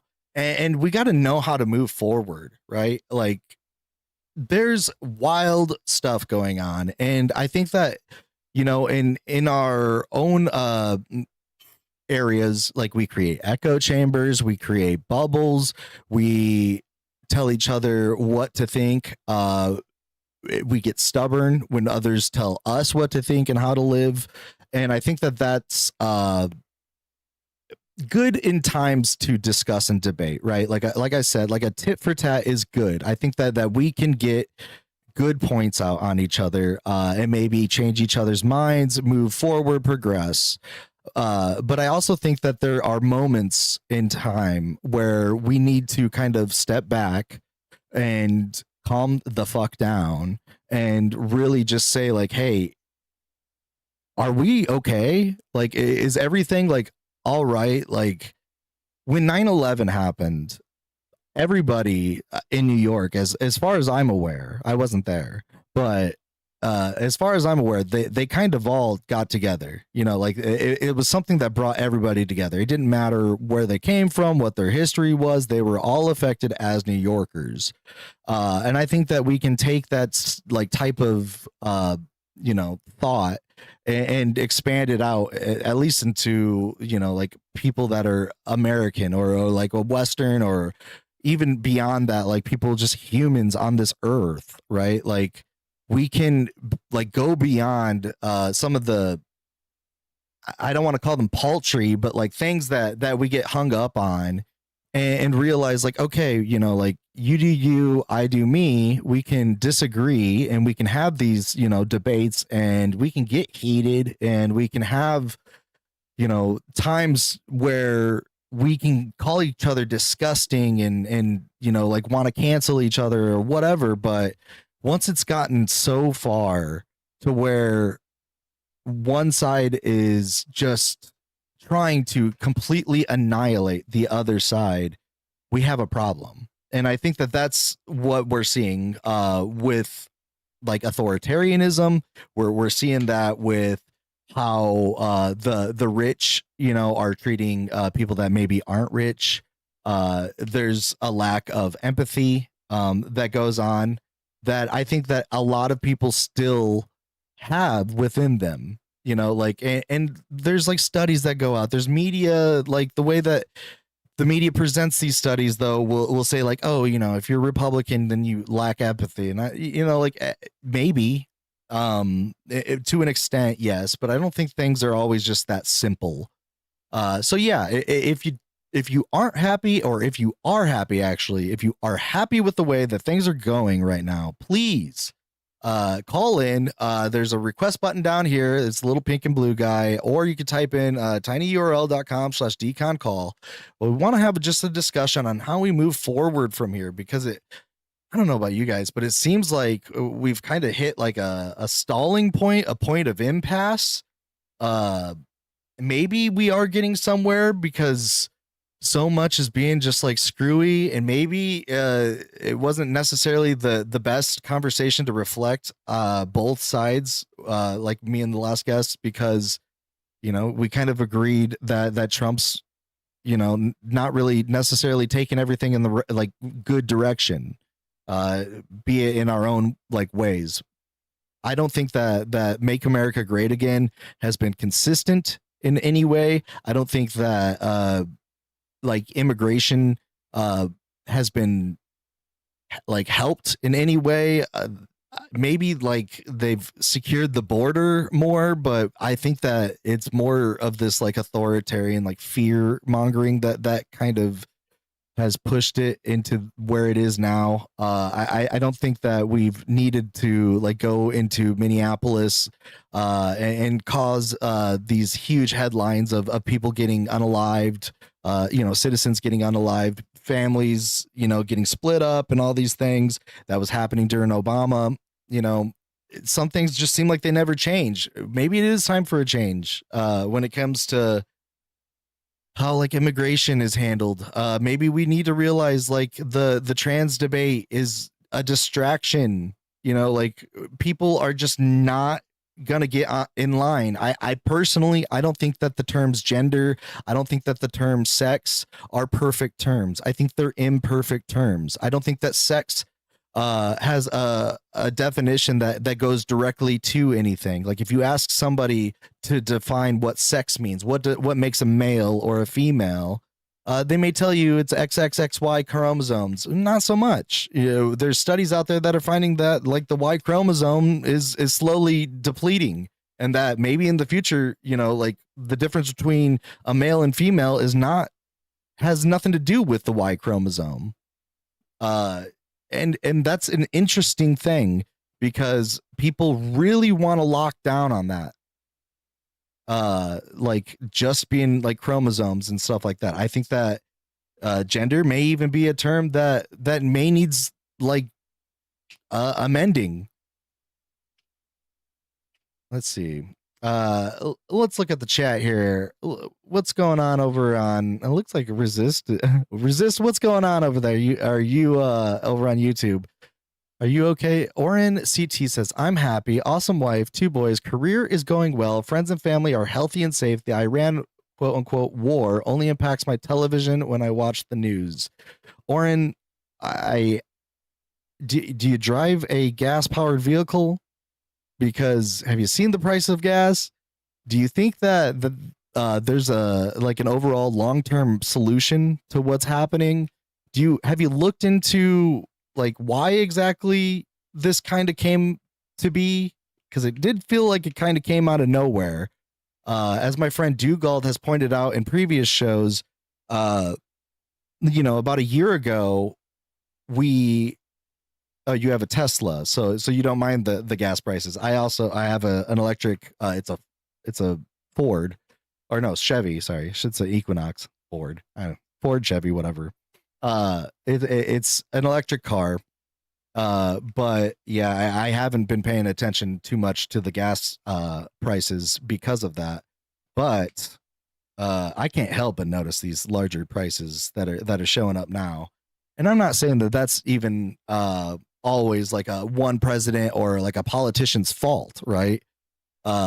Except for, you know, we kind of saw the cause and effect happen right when Iran got hit, prices skyrocketed. So yeah, I don't know if I would necessarily say that only impacts your television when you watch the news, because that's going to impact a lot more than just the price of gas. It's going to impact the price of products. It's going to impact supply and demand. It's going to do a lot. Let's see. So run for office and help create the change you seek. Yeah, you know, I would like to run for office. I'm actually waiting on the person that's in my district for state senator, hopefully to win Don Bacon's seat. And if Don Bacon's seat gets taken by him, then his seat will be open. And I happen to live in that district. And I do know some other state senators to where I could maybe, you know, at least try and enact change that way. Until then, you know, at least I can try and speak out, even though I have a total of 14 people watching right now between TikTok and YouTube. Although I think that we could have a good conversation. I don't know why it seems like I don't get pushed out for this. So gonna be unaliving us on all fronts. For a guy that seems to know so much, it's weird that only 5 people on Earth are watching. Yeah, Ornan, I just mentioned, like, this is not typical. I've been trying to figure out the algorithm as far as how YouTube is pushing things. I think a change happened in the way that lives get pushed out, because the numbers, at least on our channel, have like 180'd completely. As far as TikTok, I've never understood that algorithm. YouTube's was much easier to figure out, and within just this like week, within the last 7 days, something's changed. Resist. You said you're on the fix. I don't know, man. I don't know what's going on. That's why I'm casting in this like dual format this time. I thought maybe that would change things up because there's a vertical format and a horizontal format that way. But I don't know. I also was looking at the YouTube app itself, and like I don't know if people like do the scrolling anymore. You have to like first watch a live and then you can scroll. There's not really like a for you page like there is with TikTok, where if you're just scrolling around, my face might show up, and then people can engage with the topic, and then join up. Which, by the way, if you're watching on TikTok, please double tap that screen, share the live out. I do want to, at least until for 40 more minutes, try and have some conversations here. I'll interact with the chat if we need to, because I want to talk about these things. I think that these are important things to discuss. I think that we can finally, maybe put down the like really high pressure like rhetoric against each other for at least a second, and have like just an honest discussion. Let's see. You're on the fix. What's that link do? Oh, Hey. Okay, that's a link to me. Quote, I don't know what's going on. So what do you mean, Ornan? I don't know what's going on with. Are you just, do you want to get on and talk to me? Let's talk like person to person. Go to tinyurl.com/deconcall and you and I can talk. It doesn't matter how many people are here. There's not many people watching, so you don't have much to be embarrassed about. Let's talk. Instead of you just trying to do whatever the fuck you're doing in the chat right now. I was trying to honestly talk to you. Or was that Connecticut? CT? Talking to you. Where are you? Come on. Let's talk. Or are you a little bitch? Mike, yeah, join. Oh, you requested. Yeah, let's see. Mike's trying to come in. Accept. Sorry about that. Mike, are you there? Yeah, I'm there. All right. I think I had you on. So I believe, are you the mic that I had on before? Yeah, like I think it was yesterday or day before. Or yesterday. Okay. So you're over 18. That's all I wanted to make sure. All right. Okay. So yeah, overall, this is going to be a different type of debate or discussion, really. Are you happy with politics and religion right now? All right. So that's an interesting question. So what do you mean happy with religion? Well, I mean, like, do you think that everything, the way that like things are going right now, are you happy with the way that religion is being looked at? Do you like the way that people like what's his face? I don't know, like these mega churches that are going on. Do you agree with them? Do you disagree with them? Do you think that overall the people that are in your church service are good people? Do you agree with all of them? Just like what when you think about Christianity, are you like, yeah, we're in a good spot? I tried to mainly trust the official the official like thing that's the Bible that like trumps everything. But if there were someone who was reliable, there are very good Christian people in the world. It's just not a common thing. Okay. When it comes to that kind of stuff. And if I was talking about politics, I wouldn't say that what's going on is good, but I don't know if it was ever good. All right. So let's then do like a little bit of a test here. Are you better off now than you were maybe a year ago? I'm if I'm being honest, I'm saying I'm about the same. It's pretty About the same. Like even like just pretty much. Give me, how old are you again? I'm 21. 21. Okay. So how about 4 years ago? Are you better off now than you were 4 years ago? Yeah, it was pretty much about the same. I don't think about the same, huh? I don't think anything has like, I mean, obviously, no, actually, before then, taxes were lower, so that was good. But Taxes like were like lower? earlier, Taxes Taxes. only go up. I mean, no, no, no. I meant what the They might have tariffs were been lower. lower. The tariffs were lower, Well, but 4 years tariffs that ago, we didn't have like blanket tariffs. We had like the way tariffs should be used, right? Like as yeah, like a bargaining chip, or yeah, like say like China isn't buying enough of our so and so, so yeah. we put That's a what I tariff meant. on their export or That's their what I meant. import into us. So like in a way to help that sort of deficit going on. But when you put on like a blanket tariff as just this like way to, I don't even know. Honestly, it just seems like a tax on the American people. Yeah, honestly, it's kind of is that. And I don't agree with tariffs. I believe that all politicians are bad people. So far, Okay. or have done bad things Okay. to, you know. Do Like you agree every with single that? politician. I think that there's probably a few politicians out there that are truly like not bad people. Maybe George Washington. No, I think he was actually kind of a bad person at times. I think he was a slave owner. Um, Uh, yeah, and I heard he was nice to his slaves or whatever. ew, I don't know. Yeah, but it was just the time frame, you know. ew. If it was just like everyone else is doing it, but he's like nice to them, at least I it's don't just like care. okay. Yeah, I don't know. Like, maybe that's me being a lefty, like extremist or whatever. But like, personally, I think that you What know, about Abraham Lincoln? I don't like.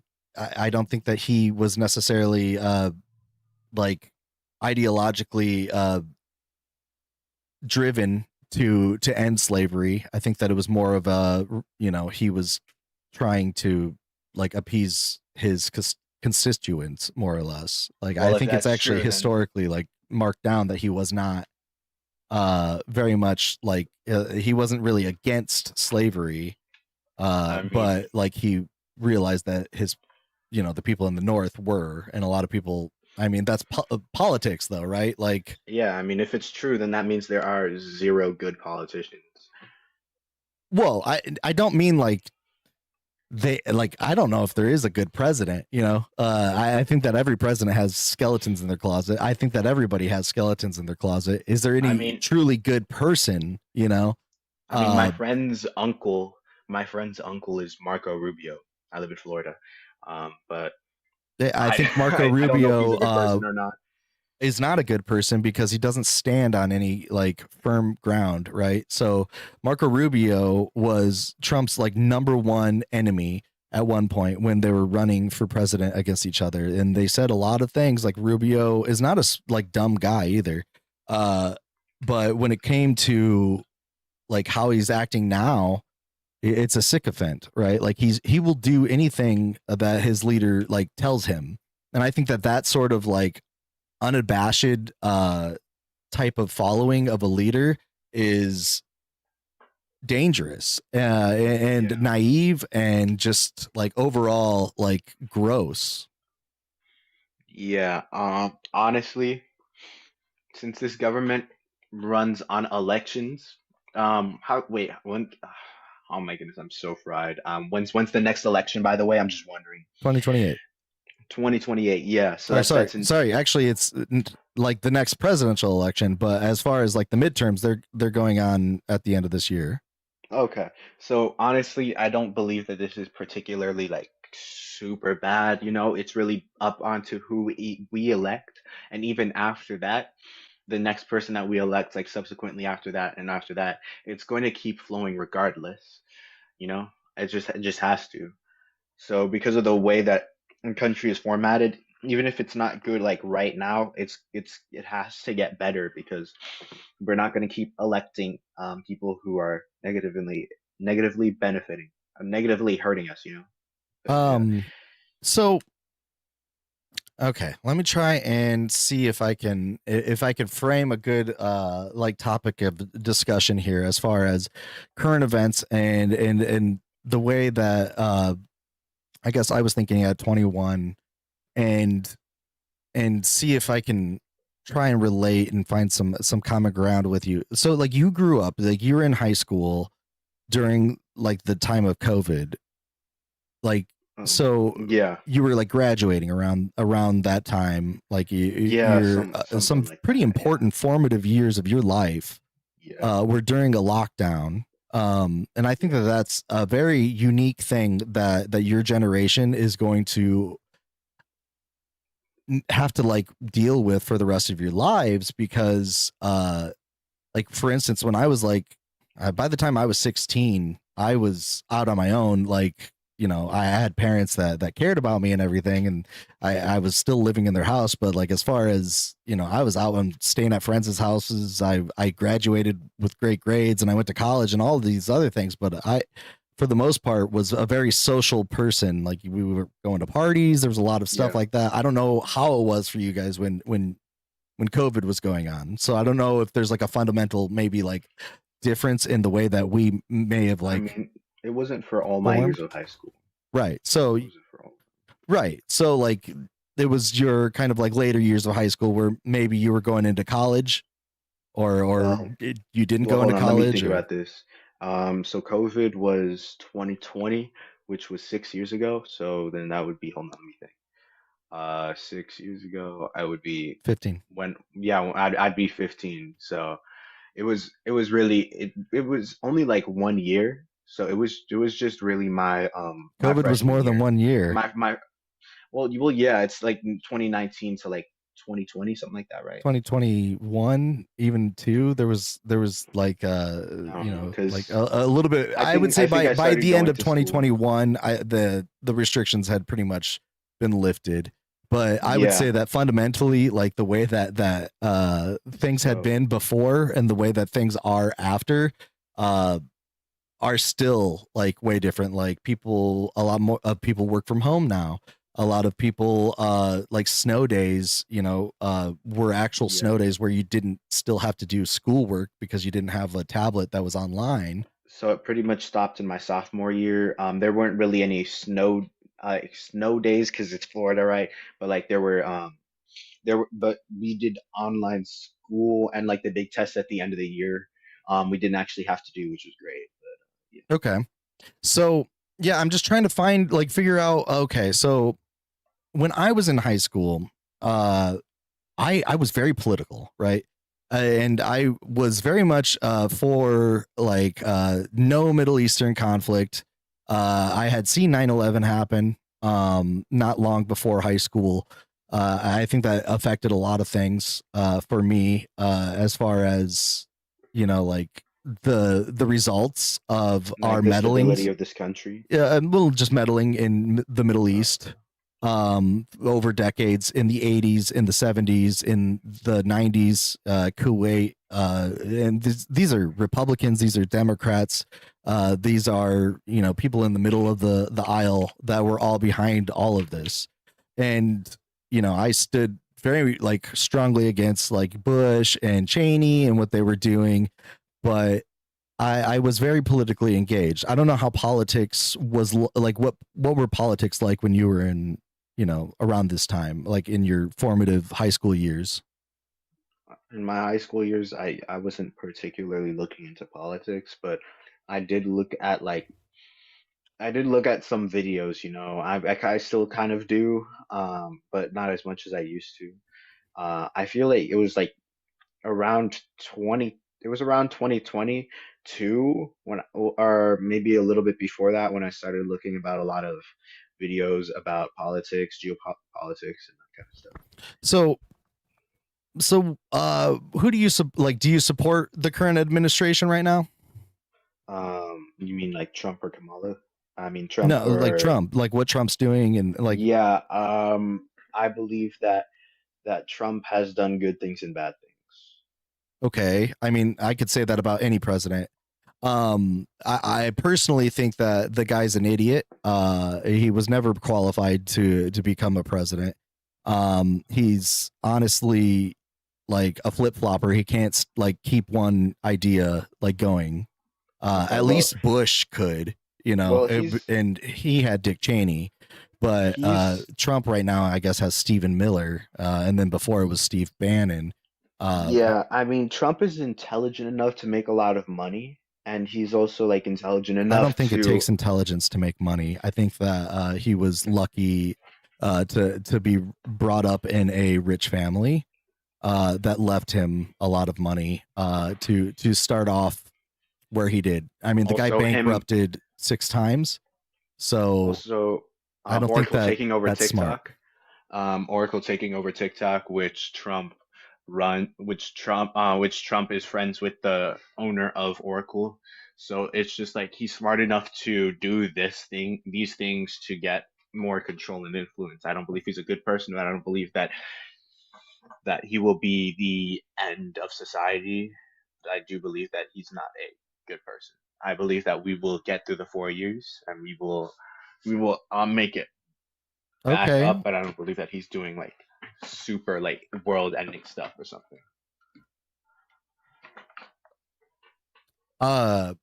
Now that's a very like, I guess maybe you're just not trying to bother yourself too much with what's going on in the world, and I get that, Kind of, yeah.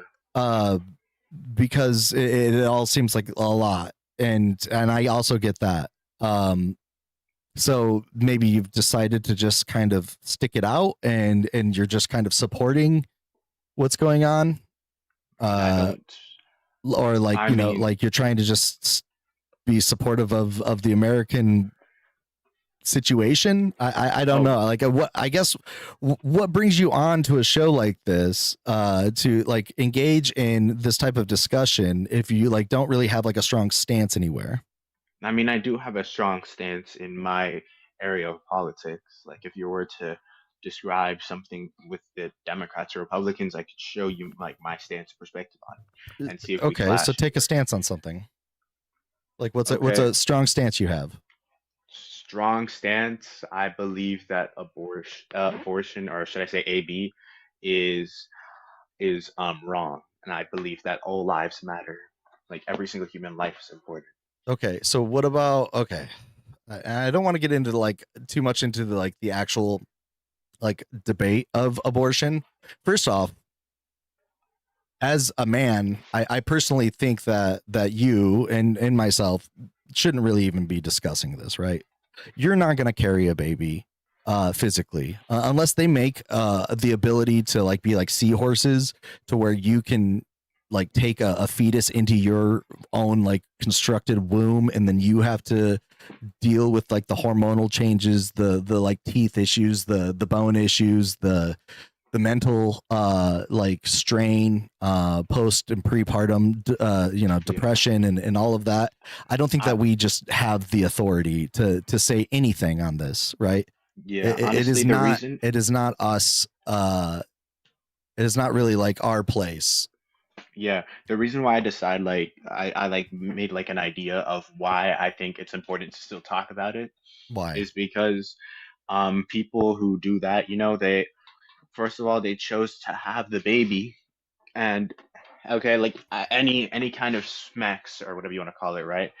Has any possibility of creating a baby. So if you're choosing to do that out of pleasure and then you get a baby, just not dealing with the consequences and just casually ending another life is just, I believe, is wrong. Like there are people, What there's over about one like, what about million the abortions per mothers year. that get raped, for instance? What about people But that don't consent to smex, right? I believe that they should take the baby out of them, but not like kill them. Just like remove them and then just That's what an they can abortion put them in is. other places. Oh, you mean No, like I know, don't, I know, but they can like hold. There's been like times of that where they can like hold them in other places until like they grow old enough and they can live a yeah, life, because what a bad person did shouldn't be the fault of the baby's chance to live. There's over 1 million abortions per okay, year. I think that you So yeah. have this like care for this potential life, that you see this potential life, like the abortion is like destroying this potential life, and that's not really that potential life's choice. Is that correct?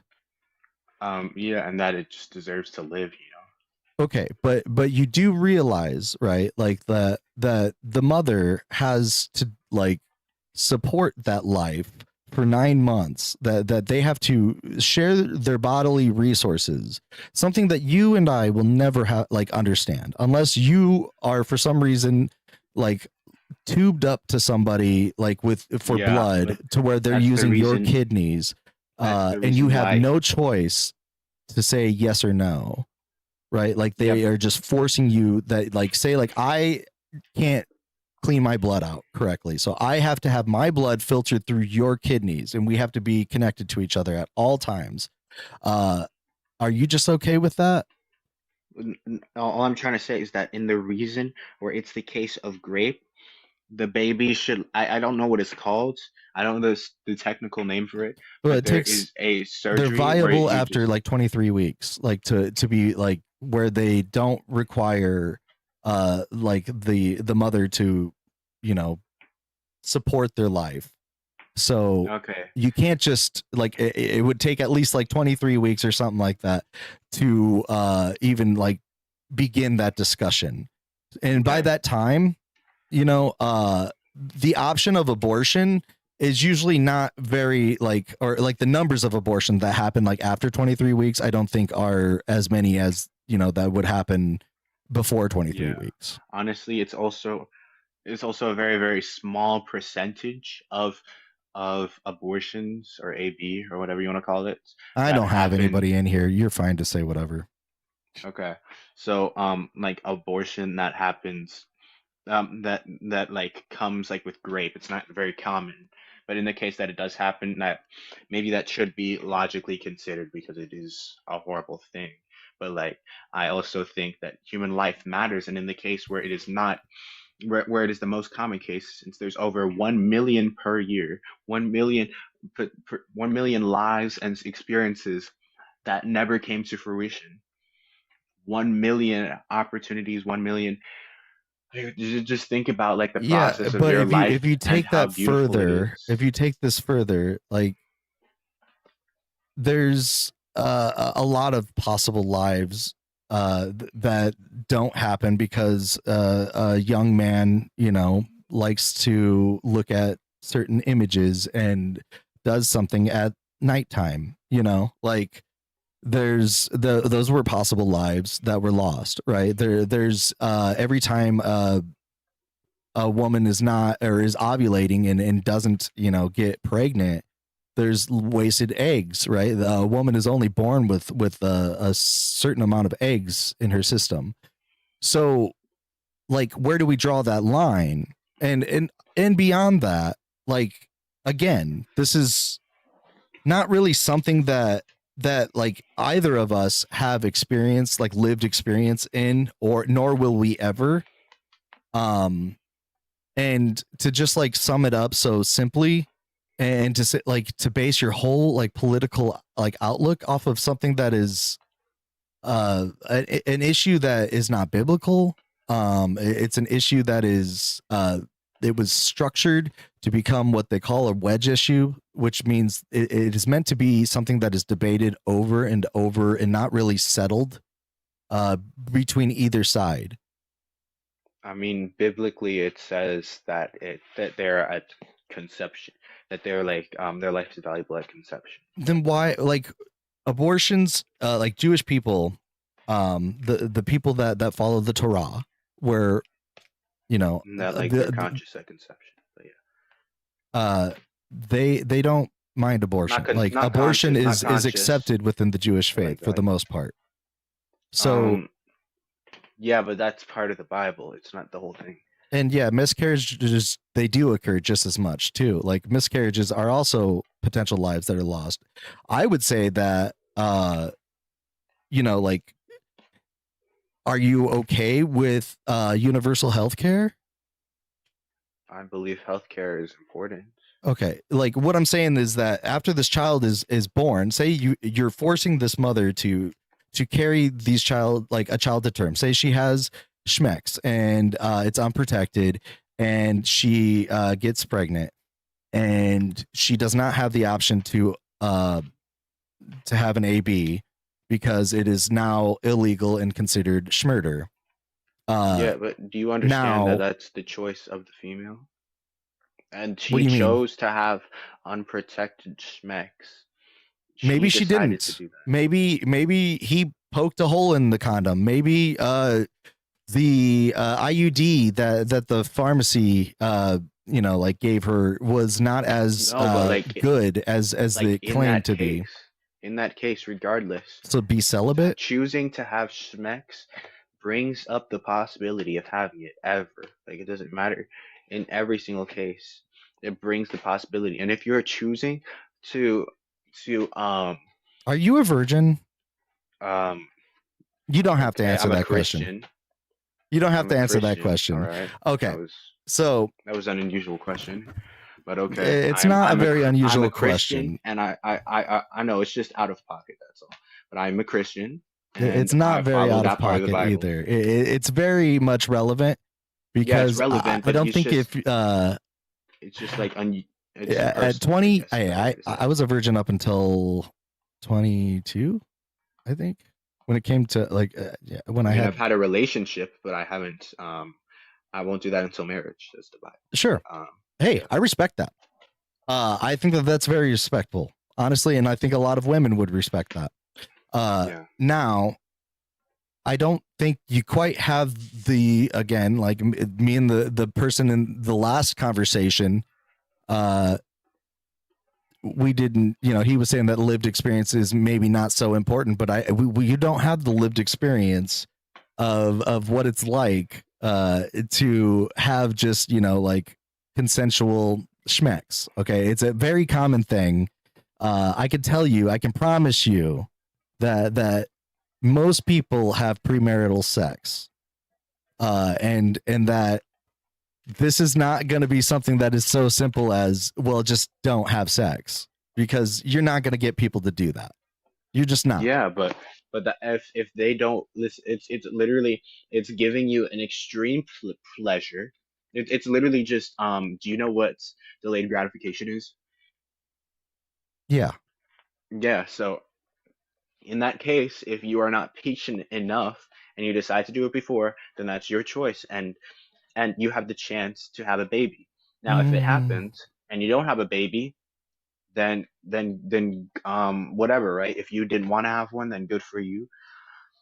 But if it because it brings up the possibility, and you brought that possibility into the area, even though you did not want to have it, that would be your fault. It would be your fault for all the sickness because you decided to choose extreme pleasure over um over then, your over buddy, you whatever. got a Yeah. lot of learning to do about like the state of like how people conduct themselves. I can guarantee you that like almost every adult that you've spoken to, no matter what age, probably 9 out of 10 of them have had premarital sex. So, like, to say that celibacy is the way, this is proven to not work. Like, any kind of prohibition just isn't going to work. Sex education works. Learning safe sex, learning So like things like how to if prevent a pregnancy for when you do have sex. if These are nine out of things that. if 9 out of 10 people um just committed about a million murders a year, right? And then they said, oh yeah, because it's everyone who's doing it, right? And let's say either that 9 out of 10 people are crazy and it gives them extreme pleasure, right? In that case, just because majority But of that's the people thing do is it, having does schmecks doesn't make you crazy. no, it doesn't. It's just that the a possible consequence of that is having a baby, Right. except and And that the possible consequence. solution to like one of the solutions, don't get me wrong, this is probably like the last thing that a person wants to like even decide on would be an abortion, right? So like it's not just There's that women are or people are just having sex thinking, oh well, we could just get an abortion anyways, so let's just actually go there ahead. then why are there over 1 million per year? And actually, do you know that there are countless people who do that, where they have schmecks and then they do an abortion, Do and you they have any idea how expensive abortions are? Do you think people are spending that much Yeah, money that's just why having a lot sex of and having abortions? No, it that's sounds to why a me lot of I would need you to back that's why that a lot of stat up. porn stars do it. That's why a lot I of porn stars do it. Corn stars are Porn not stars. the same thing as everybody else. No, but Okay, I'm saying that it's like common if you're having among schmecks that area. 5 times a day, every day or something, you're not like in the same like pool that everybody else, you know, like that are just leading their day-to-day lives are in. I mean, maybe like a lot of people do have you know, schmecks quite a bit, at least once a week, you know, or even more, but I, you know, that is something that is not like really what we're trying to get at here. What I'm trying to Okay, say wait. is You what you're telling me is that people are having schmecks and they're just relying on AB to be the answer, and a reason for them to have this like premarital schmecks when okay, like do you they're having the schmecks because it feels good. They're having it because they want this type of connection, hopefully, or they're having it because of abuse, and or they're having it to have a kid. But I would say that that's like the very, very like small like minority of people. Like when you take into like all of the schmecks that's going on, the amount of schmecks that's like aimed at towards having a kid is a very small minority. So I would like to see the statistic of like these people that are like addicted to abortions or so that are relying on abortions, because we have things like Plan B, we have birth so control, there's I'm wondering vasectomies, tubes I'm tied. wondering why you specifically wait, no, do you have kids? I was just wondering. Do I I was have just kids? No, wondering. I can't have kids. Oh, okay. I'm sorry about that. But maybe think about it from like your father's perspective. Maybe that could work, or your dad, or your mother's perspective, where if you look at them and how they raised you and they loved you and they cared for you and you grew up and you were happy, you're spending time with them, all these experiences, talking with friends, You're projecting. going to college, That's all of not that stuff. everybody's situation. Not every kid is loved. Not every kid is looked at as like a miracle. Um, some people, they will find their kids to be sadly like this is horrible, right? Like they'll find them to be like a waste of their like, you know, energy and time and money. They will grow to resent the kid. Can They you show me a will. statistic on that? A statistic on parents that abandon their children or abuse their children. Or just on how they dislike how they disregard their children How or many believe they're a parents waste of time. regret having kids? 5 to 14% of parents in developed countries report experiencing a regret of having children. That now to me that seems like a large demographic. What about after about like 15 years or about or like about 20 years after? Because immediately after you have the baby, you might be freaking out at first, but after you spend time with them, the number changes drastically and becomes way more significant to over 95%. So you're saying that because of like the like larger amount of people that don't regret having a kid. Let's see. Let's see how many parents don't regret having a kid. I'm s- Okay. So yeah, 83 to 92% is a vast majority of parents. Um So the now 8%, now is this you know, like there's more that we need to look into this. Are these single parents? Are these parents that are, you know, like what are the I would circumstances? I would say Is that in general, 99% of that 8% would um would have just had the baby, would be making writing down the statistic right after they've had the baby, because the age matters too. If you literally had a baby 5 seconds ago and you're like, oh my goodness, so much money, what am I gonna do? And then you begin to look at the baby that you've created and you watch it grow and you care for it. Okay, that number should disappear entirely. So so that that percentage is just in general. It should specify the age after you've spent time with them. These, and like these are hopeful statistics, but I still don't think that this is a good enough reason to like ban AB as like a way of birth control, right? Because people are still going to have intercourse, and people are still going to accidentally, or there's purposely just not use protection. I would Yeah, hope that education would help. Didn't people say that about slavery? That a majority of people, since slavery was just natural in the 1800s, they said that because it was a natural majority, that why should we ever try and change this if most people are doing it? This is a false equivalency. Having schmecks is not like hurting anybody. It's ending a life. Having schmecks? No. No, the abortion, AB.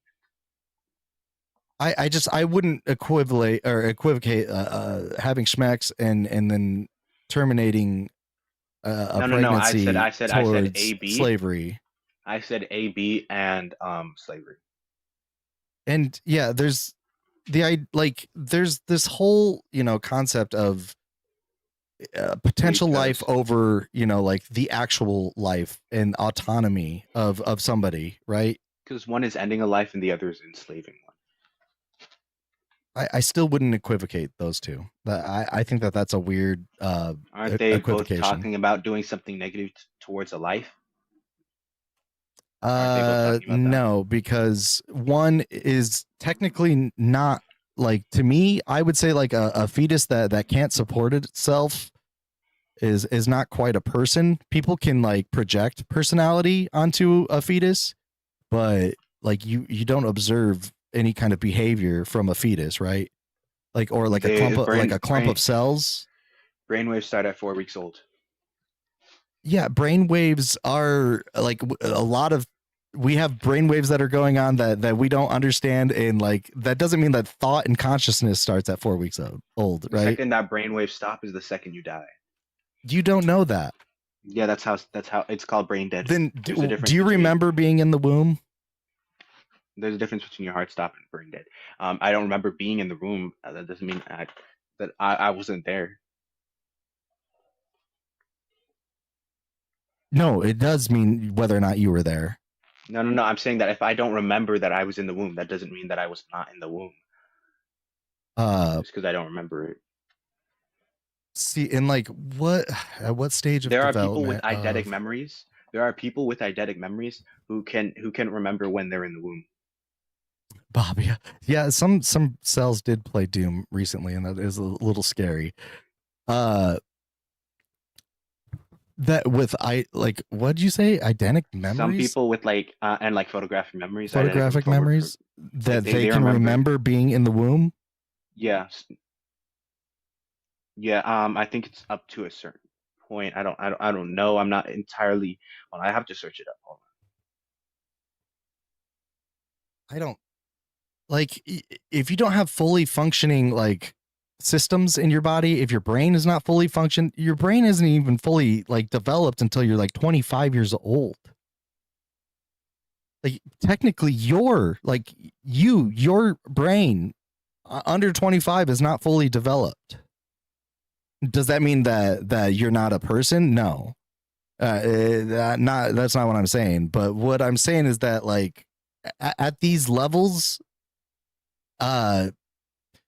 like there really is no difference between like the cognitive function of the like fetus at these early stages and like a fetus of a dolphin or like even like an animal that doesn't have like any kind of sentience. I think Parker used to know, like, so it says some individuals report having vivid. Okay, I need to see that. People say they have memories. I would like to see Yeah, so some they sort have of proof of they have that. they have sensory I don't things know how you dating would back to test that. 6 weeks. 6 weeks? I just yep, and but they have, they say by 30 weeks a fetus can like or By can 30 like weeks, truly remember. by 30 weeks, you're basically 8 weeks out of having a birth. Nobody's having abortions at 30 weeks. I mean, like maybe like a very tiny amount of like the abortions that happen after 30 weeks. But if they do, something very serious is going on. Like the life of the mother is in danger, or the life of the like fetus itself is in danger.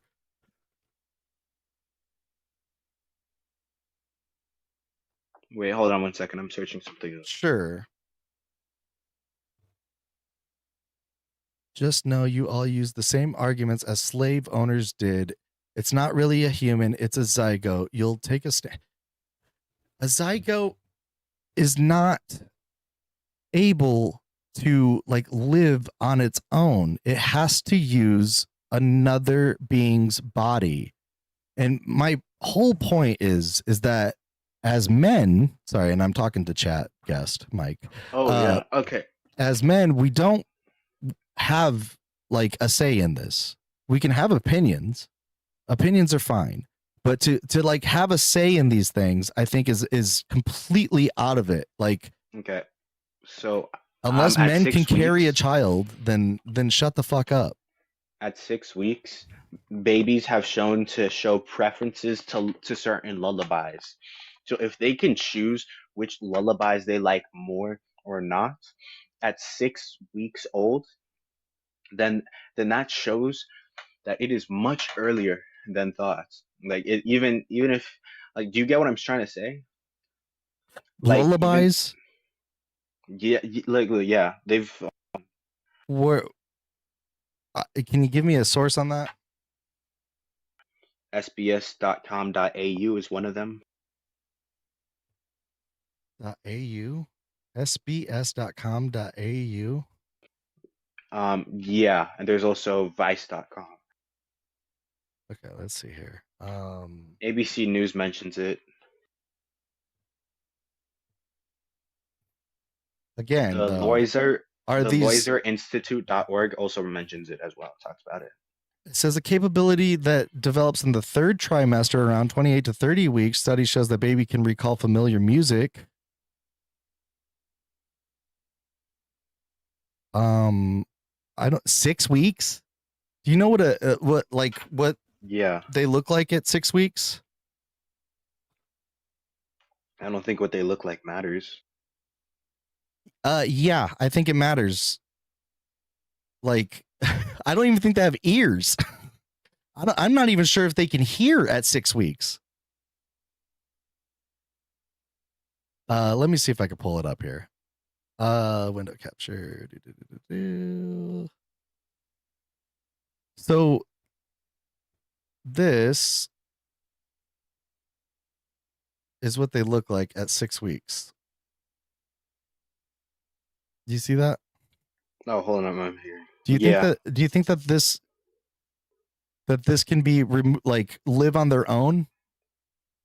Well, no, but just because they're no, but no, Do you think neither can a 1-year-old or a newborn. They can't live on their own either. It doesn't mean that. yes, they can though. Like outside of A they don't need newborn to could, be physically attached to like a host or something. Like okay, like look at this this. does. This is one of the best sources I found. Loiserinstitute.org. Loisierinstitute.org. And what's the name of Yeah, the article? learning in the womb. Learning in the womb. New evidence suggests. Let's see here. The Charlotte Lozier Institute Research and Data Initiative, Voyage of Life. Get the facts. Science and time. Oh yeah, it's the thing right below the image. Hold on. Let me see if I can type it in chat. Okay, the character limit is so annoying. Okay, so the Charlotte Lozier Institute is specifically known as an anti-abortion agency. You don't think that this is going to have any sort of bias? Okay, but do you understand that that the bias Do you doesn't like understand media contradict? literacy and like the way that Yes, media presents of course, but this an isn't the idea? only source that is saying this. There's multiple others, like Okay, can you give me one that isn't an anti-abortion source? scientificamerican.com. What's the name of the article?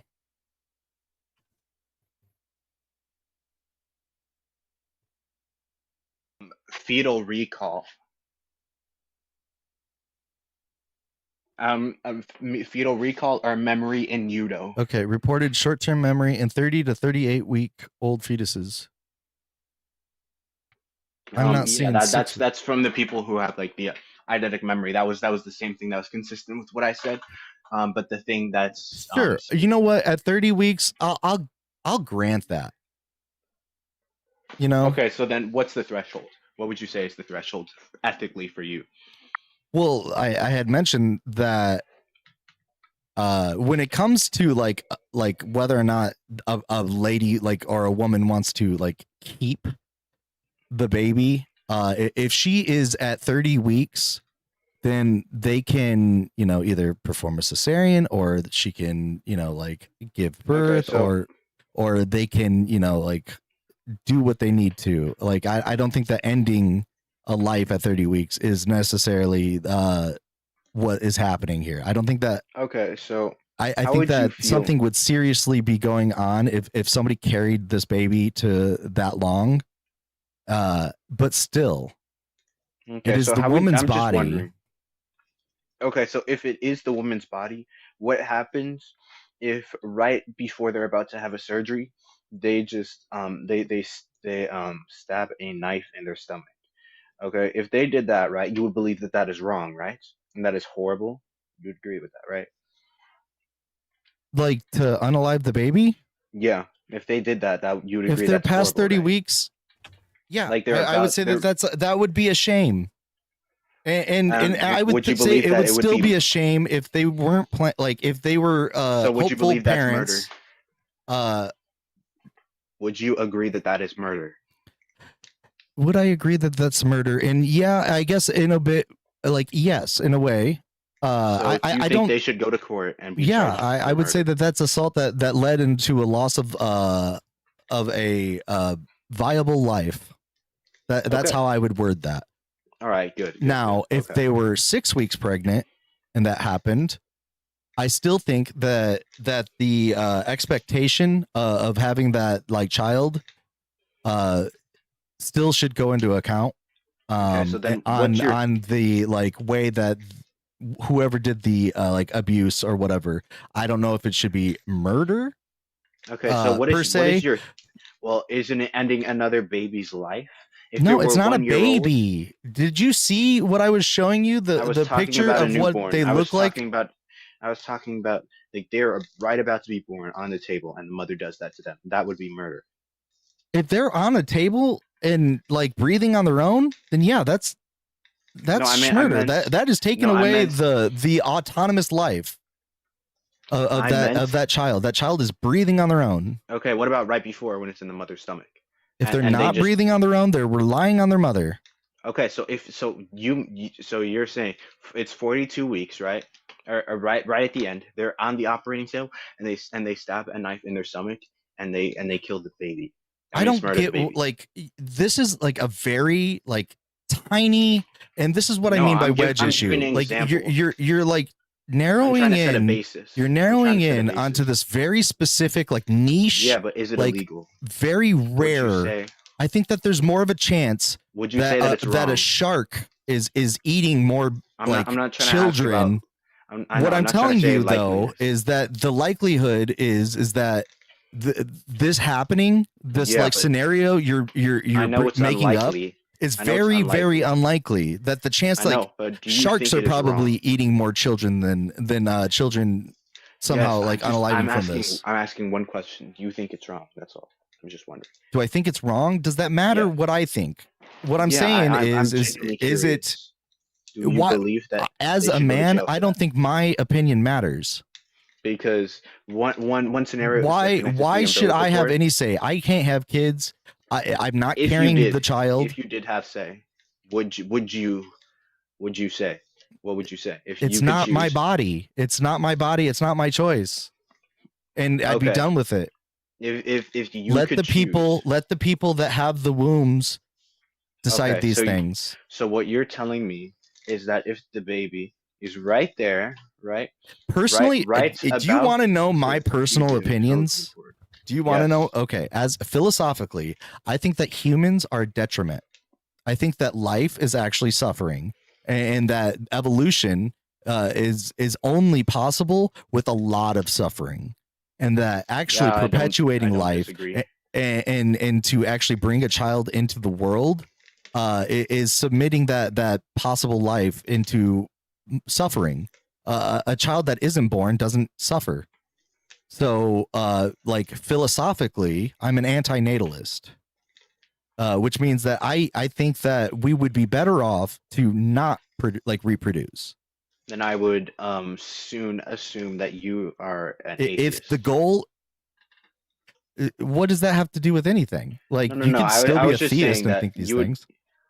Well, it's not. Actually, It's not a as com- theist could say that, like, aborting right at the beginning ensures that the child goes directly to heaven, according to some Yeah, but the Bible denominations. also says thou shalt not kill. So yeah. Yeah, and then the same like freaking page, it says that you can stone whoever and then kill whoever. So I it's don't a know what little you're talking about, contradictory, but okay. and the Bible is full of like magic and it's myths and contradictions. I'm a realistic person here who's trying to tell you that, like, my opinion is not what matters here. What matters is the people that have to deal with this, the people that actually are affected by it.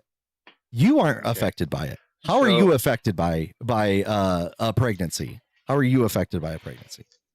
I am not affected, but I still care about Exactly. others. So you don't have Still care to. So about you don't others. get a say in whether or not a woman has to keep a child or not. Let her I mean, and let the rest of women or uterus having people that are able to get pregnant and have all this. Let them decide. Let but them just because decide. Epstein is not my problem does not mean that I shouldn't False care about it. equivalency again.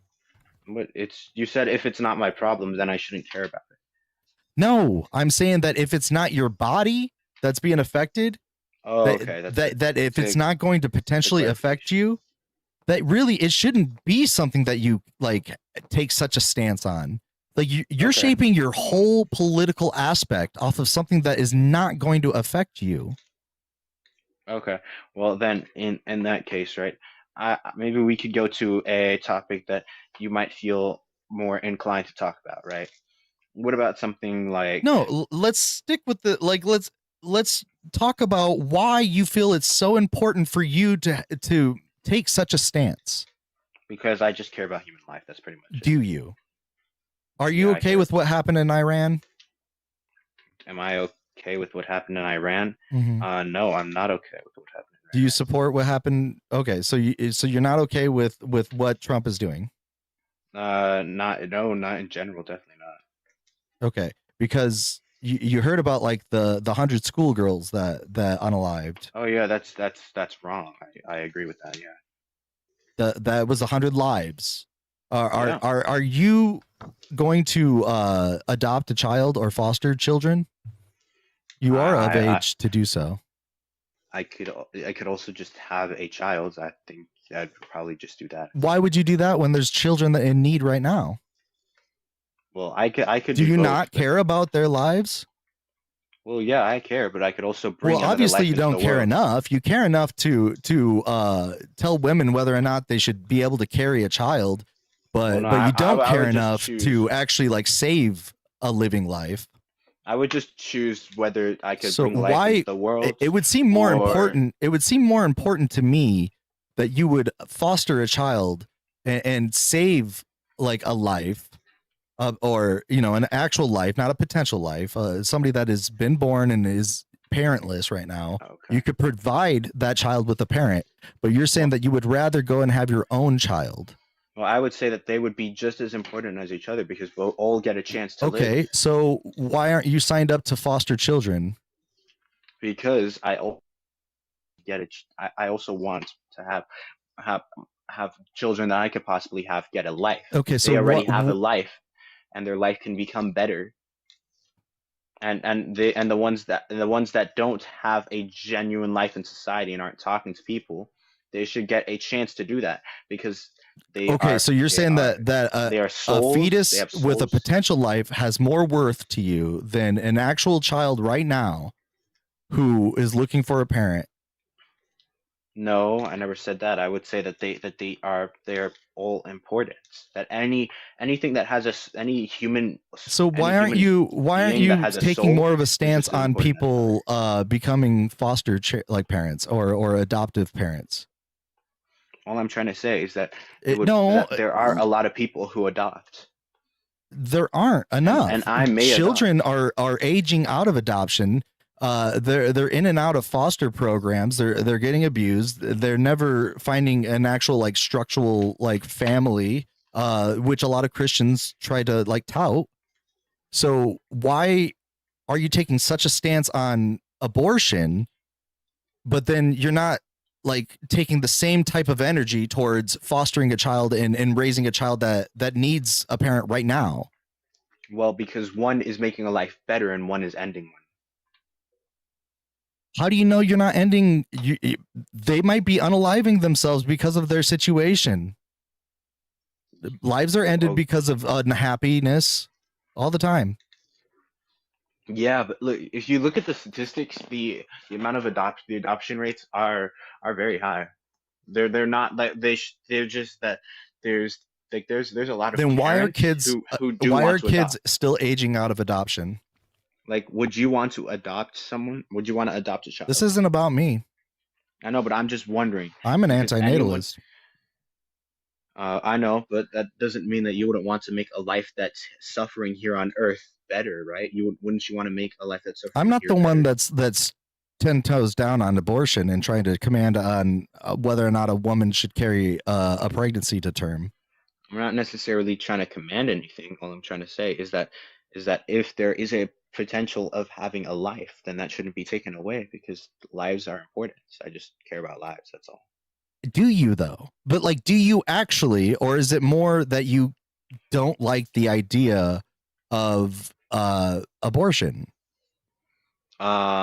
Well, no, it's not that I don't like the idea of abortion. I mean, It if they seems were more to truly me soulless, if they were truly soulless, that if you cared um, about life the way that you're describing yourself as, then you would be doing more for the well-being of people that are out there right now that need help. yeah, well, I would love to if I have the chance or opportunity. That's the reason What's why I stopping you? donate. What's That stopping you? I already do. I What's donate, I give to the poor.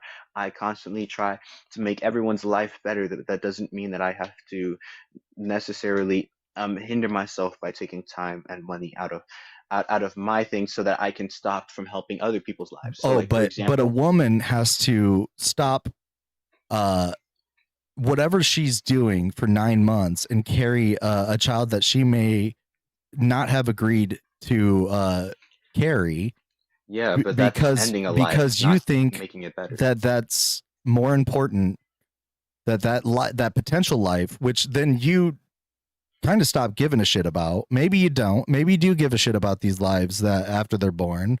I No, I highly still doubt it. care. I definitely care. They always matter regardless. All I'm trying to say is that if it is Thank you, not Dugo. a if is that if they have a chance to live, they should get that chance. That's all I'm trying to say. Okay, it's not At about, the oh, this expense of life is what, more important though? than another. I'm just trying to say that At the uh, expense of what, though? that if it doesn't cost, if there is not a guarantee that it's going to end another life in the process, then it should, like for example, right? If there is a serial killer, right? And they will never stop. If they will never stop murdering, right, and unaliving, Mm-hmm. if they never stop doing that, then they should be unalived, because they are going to continue ending lives. And if they are continuing to end lives, then the only way to stop that, if they refuse to stop it, even if put in a maximum security or whatever, they just continue to do it because they are addicted to this. So Then let's should be reframe this, because that's a really weird. I don't like that analogy. Personally, like it's just.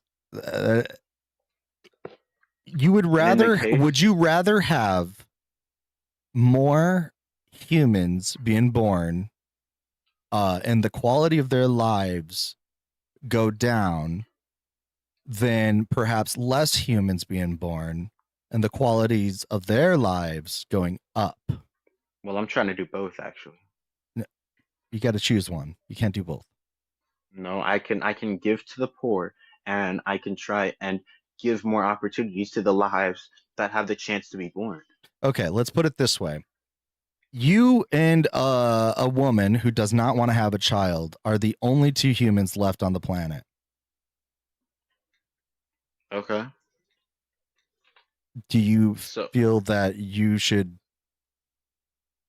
impregnate her? Okay, that is against her consent. Weird. That's a weird example. And yeah, I understand that in that scenario, we should. I would try. No, and this is a convince very them. good example, because this shows how much the autonomy of a woman means to you. Yeah, I mean, of course, it's also very rare, but I would give them. I would try and get their consent regardless. And they say no. Okay, if they say no, would you respect that? Then yeah, I would respect that. Okay, and you would let the human race die. What do you? Yeah, I would let the human race die. That's fine. And I think that's a respectable take, right? Like, geez, honestly, like if it takes such horrid like thinking to continue the human race, doesn't mean that it's not valid. Like your circumstance that you presented was obviously like right. Very this rare. Is an extreme, right? Like, yes, you know, but it doesn't mean that it's any less valid, like the one I presented earlier. With the serial killer.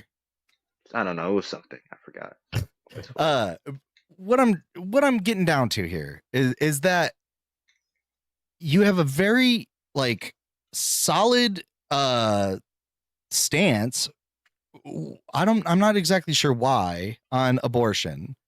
I don't know if it's maybe because, you know, you've seen some graphic images, what people have told you, like church leaders or adults, or, you know, like growing up, like you were told of like the horrors of abortion or something.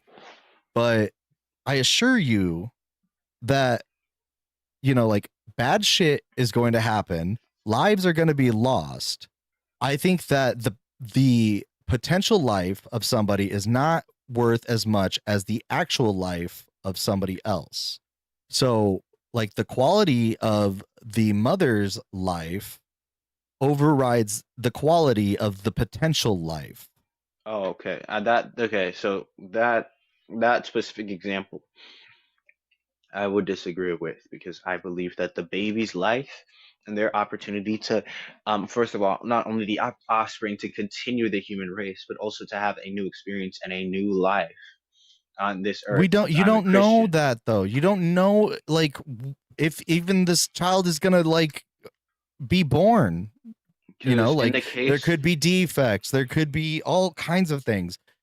My point is that the woman who has the womb, who is carrying these babies, or fetuses. I mean, like you're wording it as babies. They have a choice. They can choose whether to have. They don't always have a choice. It is not. We don't live in this society where every woman that is consenting it is just like making this choice. Like, and in the rare case where they don't, and have that the consequence of their choice, then it can be considered in that case where they don't have a choice. I just don't understand why we would have any like say in any of this, like even as a government, right? Like, why would you want a government like oversight on something like this? Do you really think, like, if you valued life this much, then you should be fostering like all kinds of kids? If you're Yeah, not but doing I don't that, have then the I would money for call you that. a hypocrite. Yeah, but I don't have the money for that. That's the reason why I donate to Well, everyone a lot of women instead. don't have the money to raise a child. Yeah, and they don't.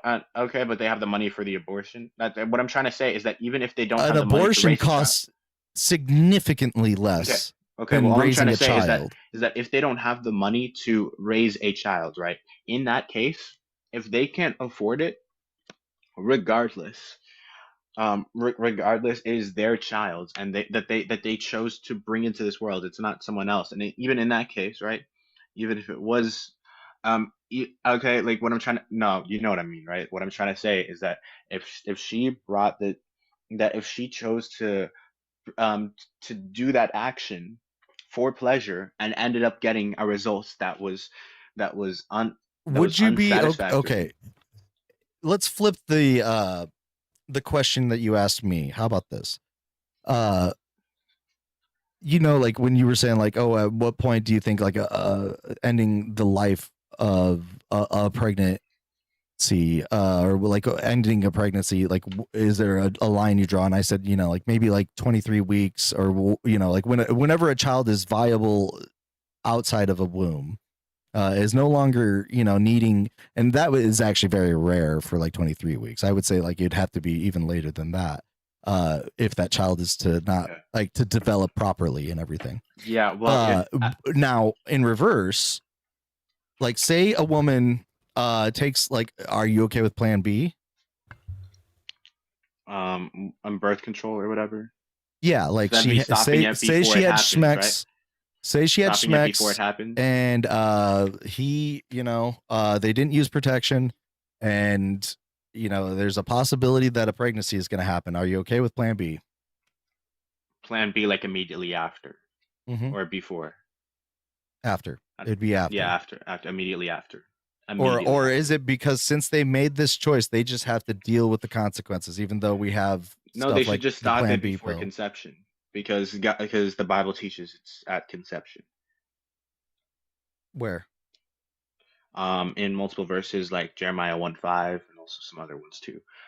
Like in I think it was Psalms 137:3 or something. There were a bunch, or 127:3, but there's a lot of different other examples like that in the Bible. Isn't Jeremiah Also 1:5 like what? Which one is that one? Hold on. Jeremiah 1:5. there's multiple verses that imply or just straight up state it. Also, um, I believe that Before I homosexuals, formed thee in the belly, I knew thee, and before they were even formed, God knew them. So yeah, yeah, because yeah, what's and then about what also is that about conception? um, well, it's just And yeah, talking about Dugald's like right. Plan B doesn't stop conception; it stops implantation. So conception still happens. yeah, okay. You can also look at um, I think it was Psalms 127:3. I think that like governing off of a book that has, like mythical creatures and talking snakes is silly, right? Well, it was like way back then. We don't know what happened in the past. That's just a fact. We like in the far past, like 2,000 years ago, we can't describe every single event that happened. That snakes could talk. Well, no. Well, it doesn't say that snakes could talk 2,000 How years old do ago. you think the Earth is? I believe the Earth is 4.5 billion years old. Okay. That's pretty much it. Do you think that snakes could ever talk? I believe that a demon could have turned into a snake. What is a demon? Visually, a demon would be a fallen angel or someone or an angel from God who has fallen and went with Satan, which was an archangel of God. Where do you get this idea of like angels and archangels from? Like Well, the concept is, I mean, it's just the Bible. It shows is that this there's three from archangels. like the There's Watchers from Enoch? Or there's like a whole like the there's a multi-eyed like categorization. ring angels There's the different kinds of seraphim. angels. Also, I wanted to say that I don't believe that there is such a thing as a gay Christian. What do I you don't mean? think that's exists because it's a contradiction. I just wanted to go to. I wanted to see if we could go to that topic. If you disagreed. So nowhere in the Bible does it say. I think if anything, it says that life begins at first breath. I would say that that's probably like the hardest like statement in the Bible. I knew you when you were There's other examples being of it. formed in thy womb. Doesn't really there's also the bitter waters where they're ending a pregnancy. There's multiple Yeah, actually, Old in that Testament case, verses that say like in the bitter unalive all the waters, infants, all the they little saw, girls, all the little yeah, the boys. bitter waters thing. They saw the person as unclean, and when they saw when they Yeah, saw the woman, so if and the unclean woman would do the AB, but the clean woman would not and would keep the baby. okay, so what about grape? Like it Grape, doesn't answer for all these things. Like you're taking like gra- advanced healthcare okay. decisions away from a book that has talking snakes, that tells you to unalive infants, that tells people to eat, that like the punishment of God on some of these civilizations is that they'll be so hungry that they will be forced to eat their infants. Which verse? Which oh gosh, let me see here. That's Islam. Islam says that God you should eat dead people. eat infant. Leviticus 26, 29, Deuteronomy 28, 53 through 57. The details the extreme desperation of a siege where parents eat their children. Leviticus 26, 29. Leviticus just has all Yeah, where does the it say wild that it's ones. okay? Where does it say that it's okay in Leviticus? It just says that people do it. It says that like that is part of the wrath. So like I will walk contrary unto you, and in this fury, and even I, will chastise you 7 times for your sins, and ye shall eat the flesh of your sons, and the flesh of your daughters shall ye eat, and I will destroy your high places and cut down your images. And this is in regards to That is a punishment. a punishment. God is making people eat babies.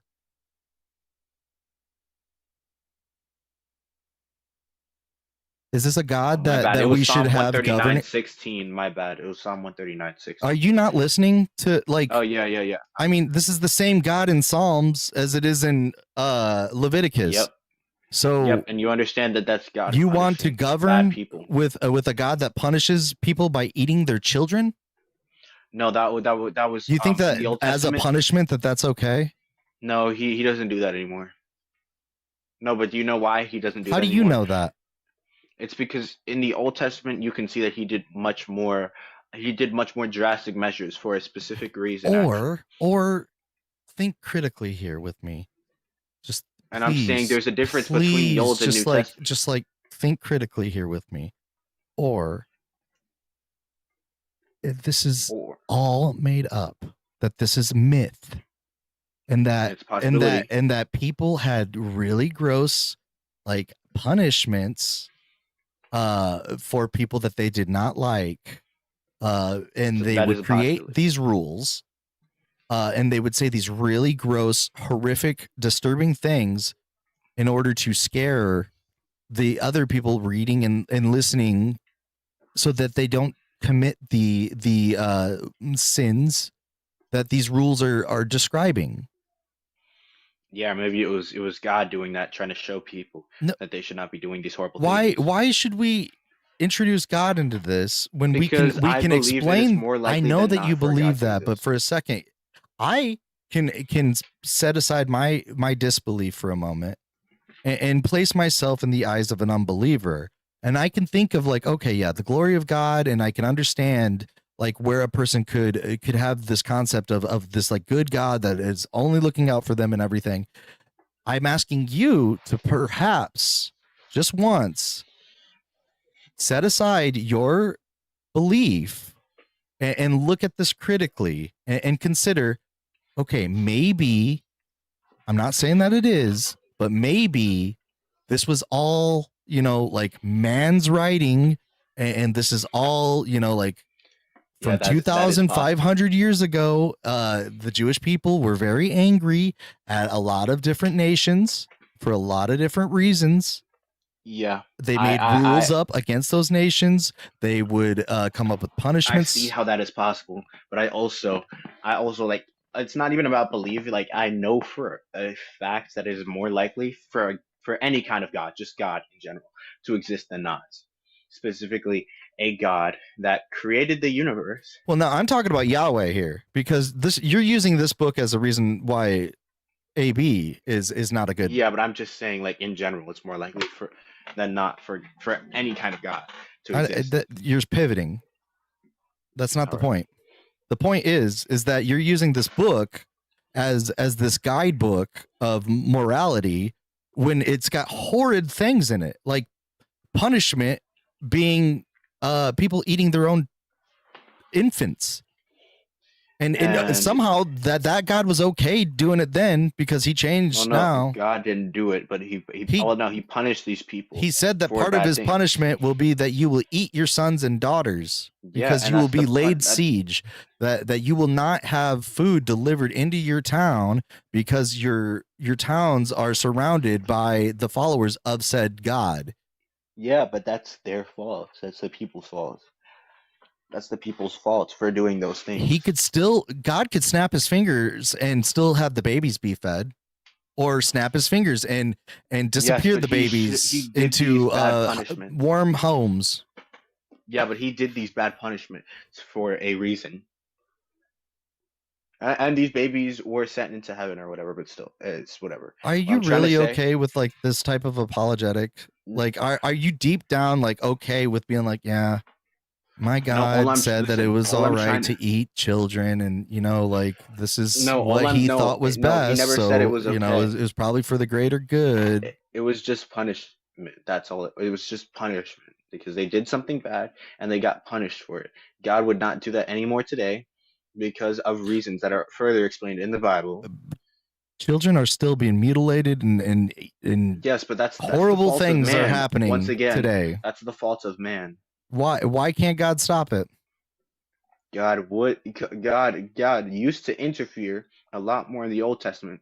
Now he does not interfere Why anymore do you because think he that wants is? Is it possibly because that the New because he Testament wants does not align with the Old Testament? That we have no two it, completely different ideologies, no it one based off clarifies of the salvation, another all based right. off of the history and trying It to like it clarifies the distinction between the Old and New Testament, and they also constantly reference the other. What I'm trying to say is that in one case, when God is much more involved, that is because that was before Jesus Christ. After Jesus Christ, people had 100% certainty to like they what I'm trying to say is they had a chance to know about God, right? They had a possibility to know about God. And because of this possibility to hear or learn about God and this chance, they made it so that whoever sees this chance of God, right, and whoever believes in Him shall have everlasting life, and that's pretty much what it is. and I say And if you good don't, luck. I say good luck trying to convince a lot of people that but to like govern the autonomy of a woman based off of this shit is completely disgusting. To okay, like all to it's not keep about the a autonomy of the woman, woman. It's about the life of a it possible a is child. the autonomy of a woman. It's her body. Yeah, and if someone's body decides to end another person's life, that doesn't That mean that happens it's all the it's time. They're okay. called miscarriages. Do you Yeah, know but that's how much like a yeah, lot but a of like miscarriage human isn't the fault bodies of the person. will have you ever heard of like If it's not the ectopic fault, pregnancies, or if there's a lot of times where like the immune system will all fight off. yeah, I understand that. All I'm trying to say is that if Why it's would the God fault, allow such things? if it is because okay, that's also a mistake because humans are not perfect. All I'm trying to say is that because of the way that people because people are not perfect everything that would be is the problem of the sinner, and the person who would be in a and who would be doing the the AB, right? They would be ending the life of another person regardless, whether it's okay, with their intent and their choice. But I was wondering if you wanted to talk about Thank you, another Leo. thing, like how I believe that a gay Christian is a contradiction. I want to see if you disagree with that. I was curious I, because I don't even know if you know what like a Christian is. Like you would have to define what a a Christian is. Christian But would be Dugald, someone. before we move on, what did you have to say, Dugald? At this point, I don't like. There were so many things. I know. I didn't even want to get into the abortion thing. It's just like it happens. So many crazy things. It really is not my up to my opinion. And essentially, if we don't have a womb, if we're not carrying, if our bodies aren't being affected as men, or as non-womb havers, then he's acting like pregnancy is just like an everyday no problem thing, when it's literally extremely invasive, incredibly risky, and has and causes permanent changes to a woman and her body and her hormones, her body chemistry, her everything. You're forcing her to take on a responsibility and a thing she did not want to do and risk everything about her physical self and be responsible. But she's saying that she did want to because she wasn't being celibate. In that case, if that's the case, no. If that's the case, then you should be on board for the most obvious situation that'll end all abortions. Mandatory vasectomies for boys at the age of 12 or at puberty, whichever comes first. That eliminates all abortions, doesn't go against your religion, and nobody is born that isn't planned for. Yeah, well, I never said we shouldn't have people who are born. I'm just saying that when people want to have children, address that point. They should. Do you support that idea? No, I'm just saying that. Why? If why not? Why not? Can I finish? All I'm trying to say. Why don't you support it? No, because I care about question. Yeah, all I'm trying to say is that if you have a chance at life, then you should be given that. Okay? Why won't you support that? So then, are you okay with forced vasectomies? Why would you be against forced vasectomies? Would stop life. No, it wouldn't. They're reversible. You could reverse have it reversed yeah. when you're ready to have children. Yeah, when you're ready to have a kid, you could reverse it. Yeah, it's also that it's not necessary to do that, and also vasectomies are. You're telling no. It is necessary because people are going to have sex no matter what. It all becomes very, very clear when it's your body that gets involved. Right. It seems like now you suddenly have a problem when we're trying to force something on your body that you don't. It would still be wrong because in both cases it's inhibiting life. In one case, no, it's not. You're in one case, it's an abortion. Sex is going to happen no matter what. You're wanting to chain people to children they do not want. It's inhibiting life. And not to mention, you're ignoring the fact that you probably vote for or support places that take away health care for these people, maternity leave for these people, food for these children, all this stuff. Ignore the fact that the foster care and most of the people who do foster care or adopt wind up being abusive toward these children. A lot of these children grow up knowing that they should not have been part of the system because of the situation. You think of people who got an abortion like that? You think they shouldn't be part of? You think? No, I didn't say that. I'm saying the people who should have been aborted in life. Okay. Because there are people who say this about themselves because they realize they have not been okay having a conversation the entire time, and they're talking about parents who did not want them. But they kept them. They kept them because they had religious qualms about letting it go. Yeah, hold on, that's another. So you're okay with discussing that whether or not a gay person is a Christian? And religion is why they were that way. That's what I just said. Yeah, because that's an interesting contradiction of the Bible. All I'm trying to say is that if you believe you obviously that don't know the Bible, you didn't even know that there was mention of child eating in the Bible. If you're saying that adopted kids should never have been born, I don't think that you are an authority on any of this because you haven't read your book. All I'm trying to say is that I'm trying to say that you don't have a say in this because you need to read your freaking book. I think we have a woman on panel who would like to actually say something. Yeah. Well, I just wanted to casually point out that according to the Bible doesn't even view a fetus as a life. Right. That In is which a verse? thing. So the punishment, according to Moses' law, is for like murder, right? Is death, right? You would figure that if the Bible viewed fetuses as like a person, therefore, if something happens to the fetus, it's murder, right? The punishment should be death. You figured you would be that, but there's a separate clause, right? That if a woman were pregnant and somehow, some way, somebody caused her to lose her pregnancy, the punishment for that is just like, pay a fine. Like, they don't view a fetus as like a life. They view a And who fetus said as that? like a Who property. said pay a fine, by the way? It's in the Bible. You can check it out. Yeah, but who said it? God. It's part of Moses' law. Yeah. So that was Moses' law on And people, Jesus right? said to still follow it. Yeah, and that was a punishment because you just ended Why do you the keep potential saying life. that using it as a punishment somehow excuses the fact that it happened and it was still commanded by God to do? Just because it was used as a punishment doesn't make it not horrendous, and doesn't mean that it's not horrendous to the people it's carried out with. The 10 Commandments doesn't mention that, so that The is 10 the stuff that was Commandments are directly part of given the by Old God. Testament. Wait a minute. was Are you either directly part of given the by Old Testament or the New Testament? Because you all go back to the Old Testament part when it of comes to these both. 10 Commandments, but you ignore the other 603 of them that you're supposed to follow too. He's a cherry picker. Honest Abe. I'm part of both. Are you going to help him? If you'd like, we could talk about something else. I mean, this is this is where you came to. You had 613 laws that you're supposed to follow according to your Jesus, and you said, no, I only care about the 10. And when we bring up what your God does, you say, well, he doesn't do that anymore, as if that excuses what he did. Yeah, but what he did, and again, using it as punishment to go back on your word. If you give a command to say, don't kill, but then turn around and say, kill, and use that as punishment for other people, then you are literally a hypocrite. Yeah, thou shalt not kill applies to people when it's Sodom and Gomorrah. He killed a town full of evil and corrupt people who did horrible things. No, he didn't, because he got... Yeah, he did. No, he didn't.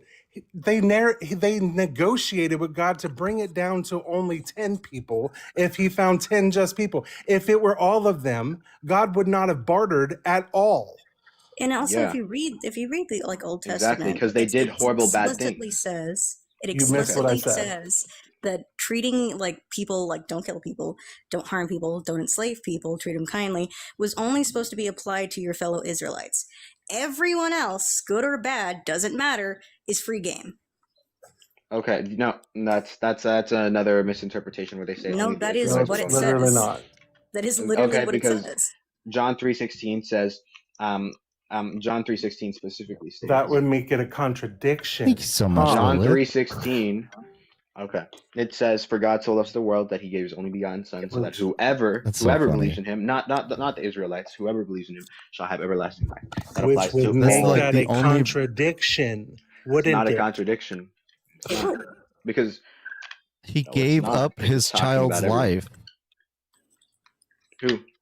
Why would that child preach that that he's only for the Israelites and that it's only came for Israel and that they have to follow all the old laws, all 613?